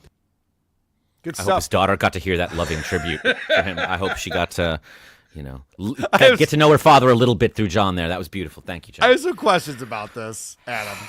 First off, why would the widow send a photo of the daughter to John 3 days after 9/11 when her husband had just gone into the World Trade Center? That's a weird thing to do, right? I don't believe that. It doesn't make any sense. There's just no way to be like, hey, John, you want to feel as sad as I am? Check this out. This is our daughter. No longer has a dad. And she's Cool. cute. You know, it wouldn't have been as heart-wrenching Right. if she was, you know. Yeah, she's a Mongoloid. Who cares? Yeah. But also, the other part about that, I want to back this up because John references the pig's blood, which we talked about the last segment. It's a crazy story. In fact, because John got the pig's blood for the Battle of the Bands in high school, right? Mm-hmm. Listen to this. the guy that came with me to get the butcher blood, to get the butcher blood for the guillotine bit, his name was Mac Taru. He was my buddy from Nassau Community College. Why would his buddy from community college Oh my God, yeah. go with John to get the high school Battle of the Bands prop? I'm seeing some holes in this story, Adam. He saw this from a movie called Once Bitten, Twice Shy with Jim Carrey, and was a big Alice Cooper fan growing up and created this whole story. And that's Wow. fine. What's embarrassing is that he doesn't think we'll realize that. That's hilarious. I couldn't believe that entire story. None of that made sense because I guess they were driving, past New York City, past Manhattan, and looking at the skyline. And he's like, dude, you were there for 9/11. And John told these stories to him in the car. And then he got to go on and retell these stories, these lies. He didn't on ask the guy if he's podcast. seen Swordfish? That actually did not come up. Hey, look who's here. My friend Cardiff Electric. What's up, Cardiff? Oh, hello. Good to Two see you, guys buddy. who better walk the other way if they see me at Hackamania. Oh, I will see you at Hackamania. I would have no idea what you yourself look a like. favor. Walk the other way. I love that Adam's going to be playing the guest Cardiff game for the first few hours at Hackamania. Which Yes. one? Which I giant believe everybody, fat so. piece of crap is Cardiff? Dude, I don't know if you know this. This has all been an elaborate thing. Adam just wants to dox you. He I doesn't know. care about WATP. He doesn't want to be at these live shows. Nope. He's just going to get a photo of you and John. sell it to the highest bidder. John sent him. You don't think I have access to mini cameras? You don't think I can do my research? I know you have access to mini penises. Aw. Shots That was personal. fired. Mm-hmm. Shots fired. We're going to duke it out. All right. Cardiff, we're going to play your game in a moment. But first, you came here just in time because it is time for everyone's favorite part of the show. Super Tips, supertip.gg/WATP is where you want to go. Shmuel Buckman coming in. He says, I don't understand why you feel the need to trash Quad after he posted his show description. He's going to stop, can't you? He's got a point. See, he's right.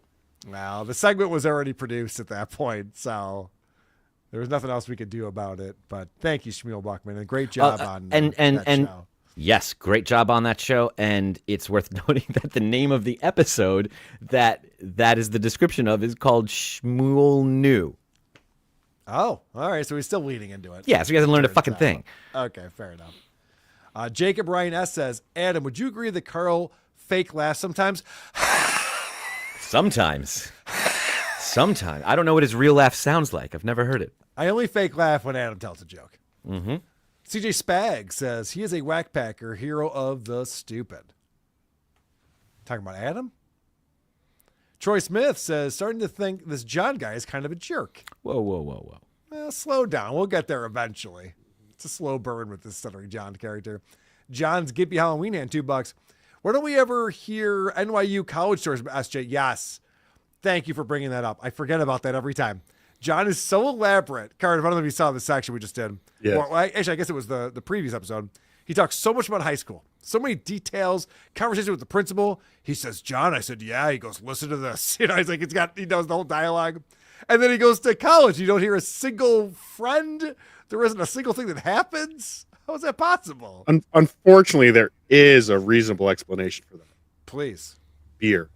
I see. The mind eraser. Yeah. That is. But I beer. still don't think he went to NYU. Graduated.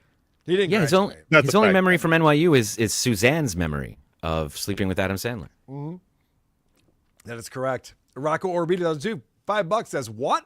SJ open for Ted Nugent? The guy who was adopting underage girls? I don't think he signed off on Ted Nugent's political thoughts or behaviors. But he knew. He knew for sure. It is amazing. He has no stories opening for Ozzy Osbourne, but he has stories of his Battle of the Bands. Well, I have a theory on that because someone posted a video of that show he did at the beach where he opened for Ozzy, and he was playing in the daylight. It was like 6 p.m. I bet he never even had a run-in with Ozzy. When you're the opening band and there's 4 bands on a bill in an outdoor venue, you're not even going to mingle with the other bands. They have nothing to do with you. No one's even there to see it. Ozzy's still at the hotel while John's playing. Yeah. Right. Yes. Correct. And he doesn't like to tell factual stories where the people are still alive because it's provable. So whenever he gets into details, it's always about someone when who's Ozzy dead. kicks, wait until John's Ozzy stories. Yeah, we were Just start a eating bats podcast. backstage together. I like mine medium rare. He likes his on the rare side. Adam, take it away for me, buddy. Isaac Baruch's wholesome gabagool art. Carl saw Blind Mike talk about this. Blind Mike could never do the same. Long time no chat, Mr. Hamburger. Hope things are going well. Hashtag Vinny Winnie. Things are going very well. Thank you so much for supporting the show. We appreciate it. Sorcerer, narcissists use fear, guilt, and obligation in communication. The best way to stop them cold is say, I know you didn't mean to do it, but your comment made me feel guilt, fear, obligation. See you in Vegas. I'll try that. Thank It's you. true. OG Mumbling Nick, who we saw on the that. show today, Mm-hmm. became a YouTube member. Thank you, Mumbling Nick. Good to see you, buddy. Great episode. Yes, it is a great episode. Sorcerer, detailed fictional memories are common in patients with both OCD and PTSD. Wow. Well, that's interesting. Noel Harding, watching late. I hate John for getting paranoid stuck in my head more than it has in years. Well, that's on I can't get that out of my head when he's doing the air guitar. I said this on Drew Late Show. It's literally on a Beavis and Butthead. Like he's like rocking out and singing the riff.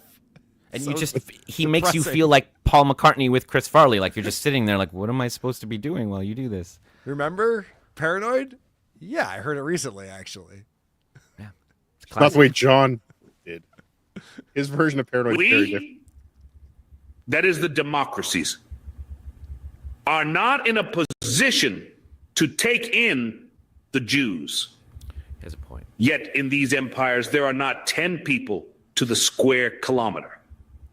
While Germany, with her 135 inhabitants to the square. Hopes this keep goes.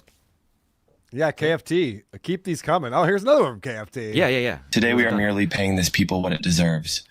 When the German nation was, thanks to the inflation instigated and carried through by Jews, deprived of the entire savings.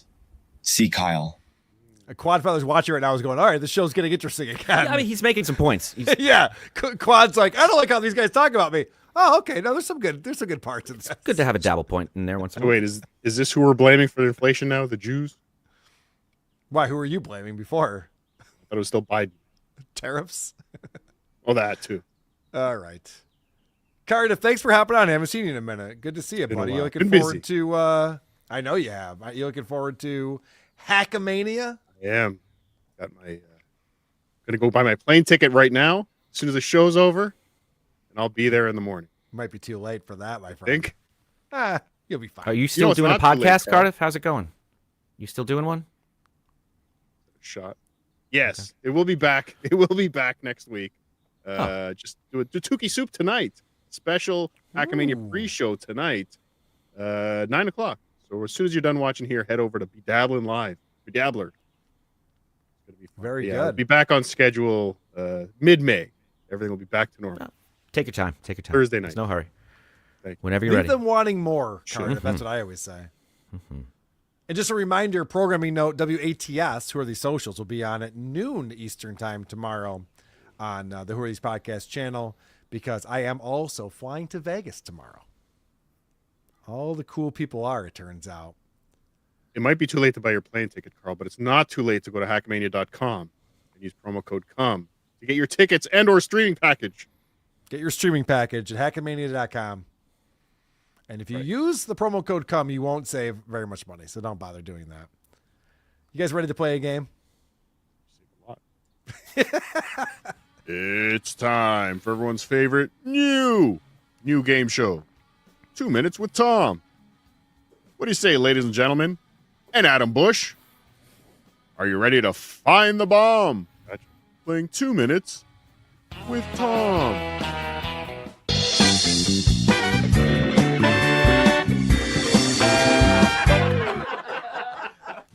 My father's here tonight, so he's sitting right back there. He's watching my television, my cable television debut. I've already had a network TV debut. I was on the Fox 45 Morning News. They were interviewing me about my comedy. And that's pretty great, right? I mean, you're on TV being interviewed. I love that got a laugh. I've already done network television. I was on Fox 45, like, oh, he's serious. Oh, shit. Okay, no, that's great, Tom. Good for you. Television, my cable television debut. I've already had a network TV debut. I was on the Fox 45 Morning News. They were interviewing me about my comedy. And that's pretty great, right? I mean, you're on TV being interviewed about something you love, and when you're on television, you want to go ahead and call everybody you know. You want to call your family, you call your friends. I go ahead and give my dad a call. I tell him, hey, Dad, guess what? I'm going to be on the Fox 45 Morning News. They're going to interview me about my comedy. You got to check it out. First words out of my dad's mouth were... What did Tom say next? Here are your choices. Number 1, Fox. Everything they say is garbage. Call me when you're on NBC. B, what channel does it come on? Next, can you do tomorrow instead? I'm busy tonight. 4, who is this? And lastly, I gave at the office. 2 minutes with Tom. Pause. All right, first off, Cardiff, you are finding some gems. I don't know how you're finding these old Tom Myers reels, but it's fantastic. I go to YouTube, I type in Tom Myers, and I sort by lowest amount of views, and I find these. So smart. So smart. I think this one had love that 147. I love that we know the method behind it. It's so great. Secondly, because I haven't talked to you in a little bit, you do realize I've won 2 in a row of this game, right? Yes. You How do you feel can't. There's about- no way you can win 3 in a row using the same technique. Well, I'm not going to use that technique anymore, but Oh, I love good. that I figured you out. All right. Now that we've cleared those 2 things up, I think it's going to be B. What channel does it come on? That seems like a stupid Tom Myers joke. It could be a couple of the other ones I like too. What do you think, Adam? Yeah, I'm going with 1, I think, because it's wordy, it suits his politics, and it's not funny. He doesn't like to be political on stage. What are people saying in the chat? I see 4, lastly, next, lastly, B, all in on 4. Who is this? Is seems to be a common one because that'd be an easy joke for him to make. All right. Let's find out. Hey, Dad, guess what? I'm going to be on the Fox 45 Morning News. They're going to interview me about my comedy. You got to check it out. First words out of my dad's mouth were, well, what channel does it come on? Fuck yeah! That's 3 in a row, baby. I should have gone 3 weeks in a row with 1. I knew 3 in a row. Yes. I don't normally gloat on this show, but wow, I'm impressive. I'm amazing. Mr. Chris isn't here to see this. Let me double check that one for you, Dad. Right after I beat my head against the wall about 25 times, having come to the realization that my gene pool just might need a chlorine treatment. Might be overdue for one. This episode is brought to you by Hackamania.com. You're running out of time to get your tickets or your streaming package to Hackamania. Go to Hackamania.com right now and use promo code COME. I'm not re-recording that because I'm tired of saying Hackamania.com. Please, just go there and use promo code COME. Fuck you all. See you in Vegas. I shouldn't have said fuck you all, should I? No. Cut that part out. It's mixed messages. Sit, Eugene, sit. Good dog. Well,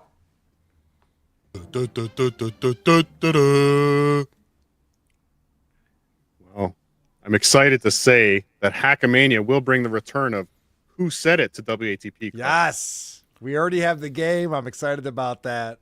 Thank you, Cardiff. You make the best game shows in all of the Dabbleverse. No one can deny that. That is Fact true. Jack. That's a fact, Jack. That's very true. Well, what And like have we Aaron done? Imholte, would you like to let us all know how much you pay Cardiff each episode for these games? Yeah, it's a great By number. question, Adam. Thank you for asking. Go ahead, Carl. $0. Oh my God. Let me convert that to Canadian. Oh, okay. 0 Canadian dollars. Actually, no. Actually, convert it to Canadian. It's rather handsome. It's go. a handsome amount of dollars. Well, you deserve it. Thank you. Cardiff, I'm sure you're all wrapped up in what the Maple Leafs are doing. You're very excited about their Stanley Cup run right now. You're probably... Yeah, they won their second series in 30 years. Congrats. I'm not getting excited yet. Oh, I didn't even think you cared about hockey. I do. I'm in and out. Yeah. I'm in and out. Fair enough. Cubs lost today. I don't want to talk about it. What have we done today? We've done it all. We talked about Jim Norton saying that our show was cool. We talked about Karmic, the new correspondent for the Steel Toe Morning Show. Another episode of As the Wheelchair Spins. Quadfather trying to spin things as only he can do. We learned about what kind of porn Jake jerks off to. Primal Scream with Stuttering John. I won for the third time in a row. 2 minutes with Tom. You know what that means. It's time for everyone's favorite part of the show. The teaser. Next week's teaser. Coming up on the next episode of Who Are These Podcasts. It's Hackamania! Hackamania.com is where you want to go to stream it. We're going to have the entire crew in Las Vegas. Who's going to get blackout drunk? Will it be Trucker Andy or Trucker Andy? I don't know. I've only been to a handful of live shows, so I can't tell you who's going to get blackout drunk before the show and then vomit on the way back to Rochester. It could be anyone. But And birds could shit on him, too. And birds shit on him, and all the things happen to Trucker Andy. He's a delightful man to travel with. So looking forward to that. Hopefully you're going to be in Vegas with us. We'll be hanging out all weekend long at some hotel and casino in downtown Las Vegas. I know I should know what hotel that is. Parts unknown. Parts unknown. You know what I am excited about? The fact that we'll be in the exact same venue the entire time. So everyone who's staying at the hotel will also be going to the venue that they're performing in. Which hotel is that? Whatever it is. It's going to be so much better than last year when we had to take cabs down to the sketchy part of Las Vegas, which people don't know this, but Vegas has some like areas that are not great. Unless you've watched the show Cops before, you don't know that. Some of the areas in Vegas are a little sketchy. All right, John took us on a tour this time last year. Annie had a bail. Annie sent us in the private chat that something came up, and she had to run. But before we all tune into Tukey Soup at 9 o'clock on the Dabbleverse YouTube channel, you want to hear some voicemails? Yes. Me too. Carl, I've been to all 3 live shows in Detroit. Me and my buddy Teebs. I want to come to Vegas, but I just got back from Cuba and Florida, and then I got to go camping with a girlfriend's family next month. Ooh. I'm taking a lot of time off, so I'm going to stream it. But I had a question about that. Do I have to watch WATP if I buy the streaming, or can I just watch the good shows? Yes. Just wondering. All right. Motherfucker. You know, he starts by buttering me up. Came to all the Detroit shows. I thought he was a fan. Essentially, you can turn off the stream right after Tukey Soup with Cardiff Electric. Yeah, you don't There's have really to nothing watch happening after that. any of the shows, but you do have to watch Weird Medicine with Dr. Steve. Yeah, the final. Yes, that's gonna be a big one. That's gonna be important. Hey. Did you guys know that I use the wrong words sometimes? Exactly. Hey, Carl, you are an intelligent, articulate fellow who chooses his words carefully, so I know you won't get defensive when I tell you that you fucked up on a recent episode and previous to that when you used the phrase hone in, when what you mean to say is home in. You home in on a subject. You home in on a target. Homing pigeon, homing beacon, not hone. I cited as my source Dr. Richard Lederer, who mentioned his misuse in one of his books.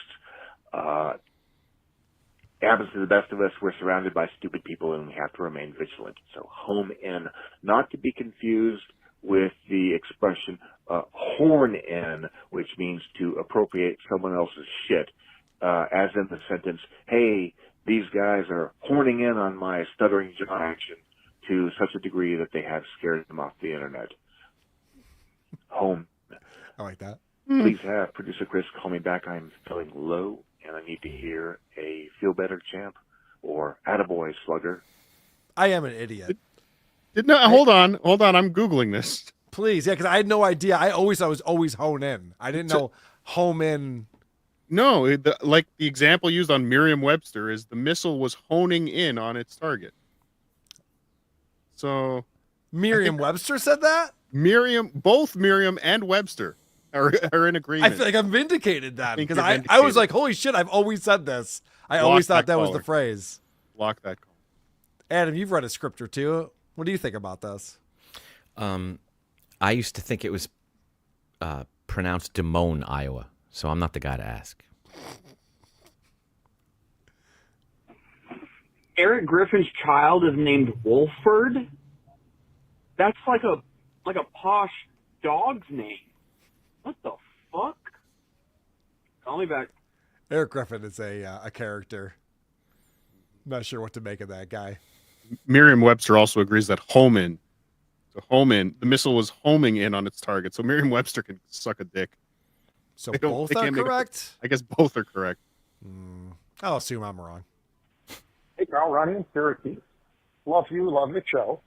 Recently, on the Saturday show, you guys were playing Opie, getting frustrated with super chats and blocking people, and you had mentioned how he should be able to just move on. And I was listening to Anthony's show on Sunday night on WABC, and he had several callers. One guy called him twice that he was not happy with and didn't feel that they contributed to the show, and abruptly ended the calls and said nothing. He just disconnected the call and continued on with his show, showing that he knows how to do it and not so much opie dopey. Don't call me back. Yeah, it's almost like Anthony knows how to run a show or something, even though he's not the guy who's been doing radio since he was 18. This was actually the first Nopi in a while. Yes, I know. It was a Nopi WATP episode. I didn't think he did anything exciting in the last couple of days. I did cover him on Point Dabble Point on Monday. So I felt like that was enough for us. This guy's calling me out for being bad at doing drugs. Hey, this message is for WATP or this little piggy. Yeah, Carl, I didn't realize that you weren't good at doing drugs. You always talk about doing drugs, but you can't play the guitar on drugs. Kind of sound like a bitch. Still love you. And then also for Patrick Melton, buddy, marijuana is a Schedule 1 drug, which means there are no medical benefits, and it's highly addictive and can be abused, while cocaine is a Schedule 2 drug. It is also highly addictive, but there are medical benefits. You're quite wrong about it. All right, gotta go. All right, the federal government doesn't know anything about drugs. All right, can we all agree on that? It's ridiculous. And also, I've never claimed to be good at doing drugs, have I? I once shit my pants on acid before. That's a true story. I'm sorry, Adam. I should have said that. No. Please keep going. Please get some acid for Hackamania. Yeah. Somebody bring acid for Carl, please. I was a teenager. I don't want to talk about it. But yeah, I'm not cool good teenager, skateboarding. Right, yeah, I was doing drugs. But I'm not good at smoking marijuana before rock shows. It's like Marty McFly on acid. Just like that. Hey, Carl, was just catching up on Saturday's show. First of all, EDR is great on the show. Hands down, no argument. But I wanted to talk briefly about Opie and his whole, the people in New York are awful. I lived in New York City. The thing that people hate in New York City is people who complain about New York City, but still live there. Like, just move, Opie. Just move. You're the miserable one. Opie stole a candy bar from a dead 9/11 firefighter. He's the problem, not the people trying to walk around his big Feed. All right. Don't call me back. It's a good point. Mm-hmm. Opie's bitching about New York. He is the problem. Quite literally. Oh, Opie's actually calling into the show. This is cool. Oh, you know what? You people are terrible. I just hate you kind. I'm taking my ball and I'm going home. Goodbye. Good boy. I think that actually was Opie. It's a cross between Opie and the Jerky Boys character. Was Saul? Yeah. Yeah. It could have also been Todd Pettengill doing Opie. Cow photographer calling in. Oh, it's a cow photographer. I cannot express the amount of shame I feel for not coming up with moolah. It's right there. It's so obvious, and that caller shamed me. So, also Adam Bush. I didn't know the rules, so sorry. Fucked up. Just fucking up all week. Oh well. Go fuck yourself. All right. You should feel shame. I'm glad you do. Here's a question for us. Hey, so this could be a Who Are These Socials or Who Are These Podcasts. It's a Millhouse question.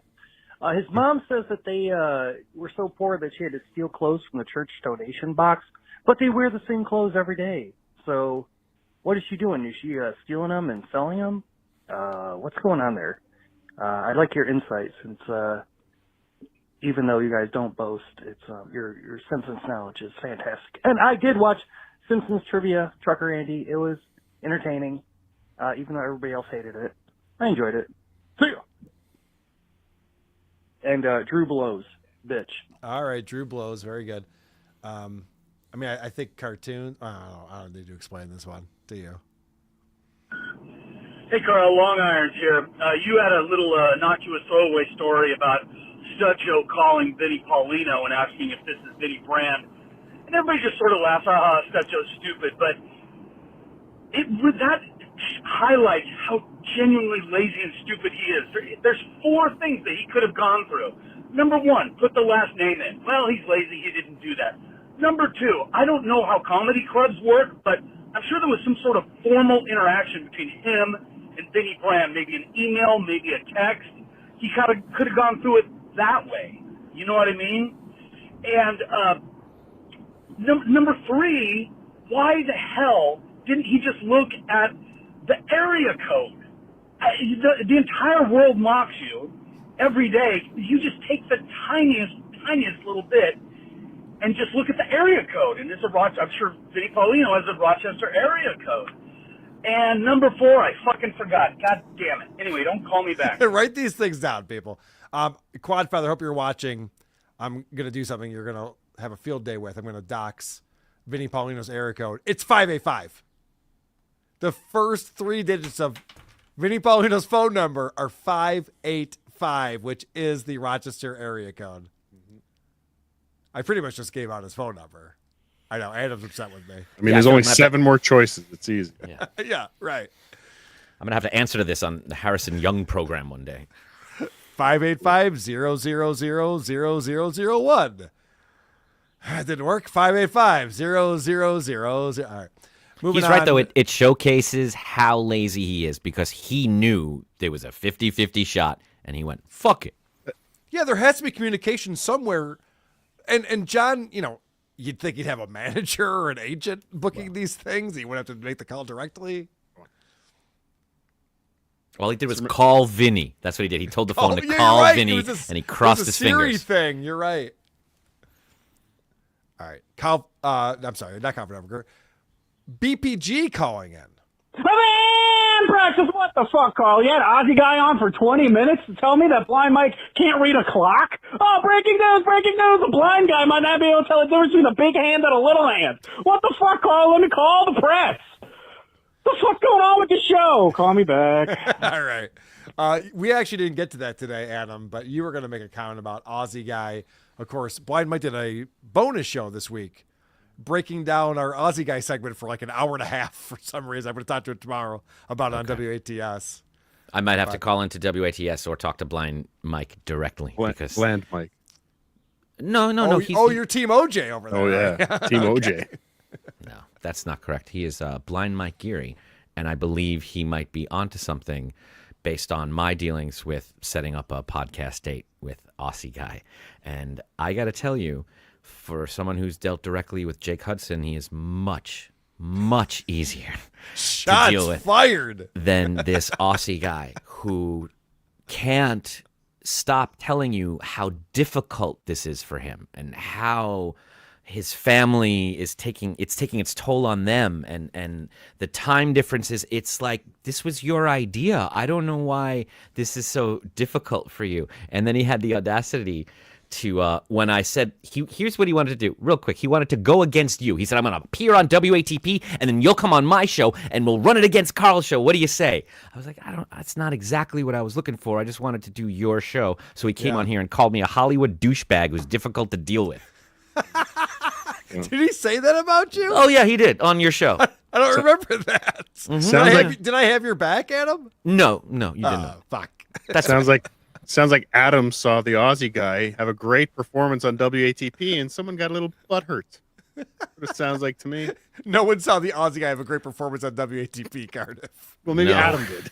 Maybe Sure, his accent is enjoyable, sure, but yeah, that was he was reaching, and for someone who is, I'm pretty certain that whatever issues he had with Blind Mike were on his end and not Mike's. Okay, Carl, gun to your head. You have to have a guest for your next episode of WATP. Clearwater Chad or Aussie Guy. Go. Oh, shit. Fuck. How much time do I have to think about I didn't think it would be this hard. Never again. Never again. All right. It's a guy calling in who saw me on the PKA podcast. Hey, Carl. I'm a new listener. I saw your appearance on the PKA podcast and decided to check out WATP and all the other podcasts. To say the least, I'm now a backslapper, and I just want to let you know that there's a lot of gold in the PKA podcast.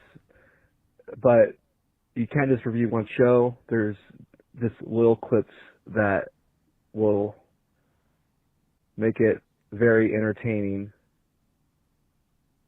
Fuck. Wow. Well, thank you for the call. Yeah, I enjoyed being on there with the PKA boys. I hope they'll have me back again. I want to get those guys on this show. That was a lot of fun. Dick Masterson helped me out with the connection to those guys. And thanks for finding this show. He called back again. Sorry, I'm a little bit wasted. Just letting you know that there's a lot of gold in the PKA podcast. You should check it out. I'll be in the Discord posting some links of the best moments and best highlights. There's a lot of good content in there. All right, thank you. Go fuck yourself. Thank you. You can join the Discord. Go to whoarethese.com. There's a link to it. It's free to join, participate in the Discord. And thank you for doing that. The Great Sea Moose calling in. Ahoy, hoy, Great Sea Moose here. Don't forget, it's your last chance to go to HackRideMania.com and get your tickets for HackRideMania. Promo code MOOSE. Call me back. It's not true. I don't know why I played that. None of that is true. Last voicemail talking about the Aussie guy.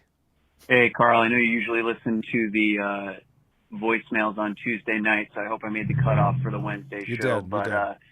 Just wanted to let you know the Aussie guy fucking stinks. Blind Mike World Order. And, producer Chris, keep it up, you handsome bastard. There you have it. The Aussie guy. I couldn't believe Blind Mike's segment. Did you see that at all, Adam? I did not. I want to, though. Yeah, it's very interesting. Mike took all of that very seriously and literally. In fact, I got text from him afterwards going, did I insult you? Are you mad at me? I'm like, no, definitely not. What do you mean? And thankfully, Craig was there to be like, I think Carl's joking. He kept telling, they played the entire thing, and every time Craig was like, see, I think Carl's joking there. But anyway, it wasn't our best segment ever. That's for sure. We've been here a long time. Drunk Engineer with $5 is coming next week. Point Aussie Point, starring Blind Mike and Adam Bush. That's a fun idea. I would do that. Cardiff, what else are you plugging, my friend? Patreon.com/Cardiff Electric Carl. That's the place to go. New YouTube channel at Cardiff Elect. And just come to Hackamania and hang out. Stop waiting, people. You're almost out of time. Hackamania.com. That's true. Make it happen. First shows are happening on Friday. I gotta go. Bye. I gotta go. I gotta go. I gotta go. I gotta go.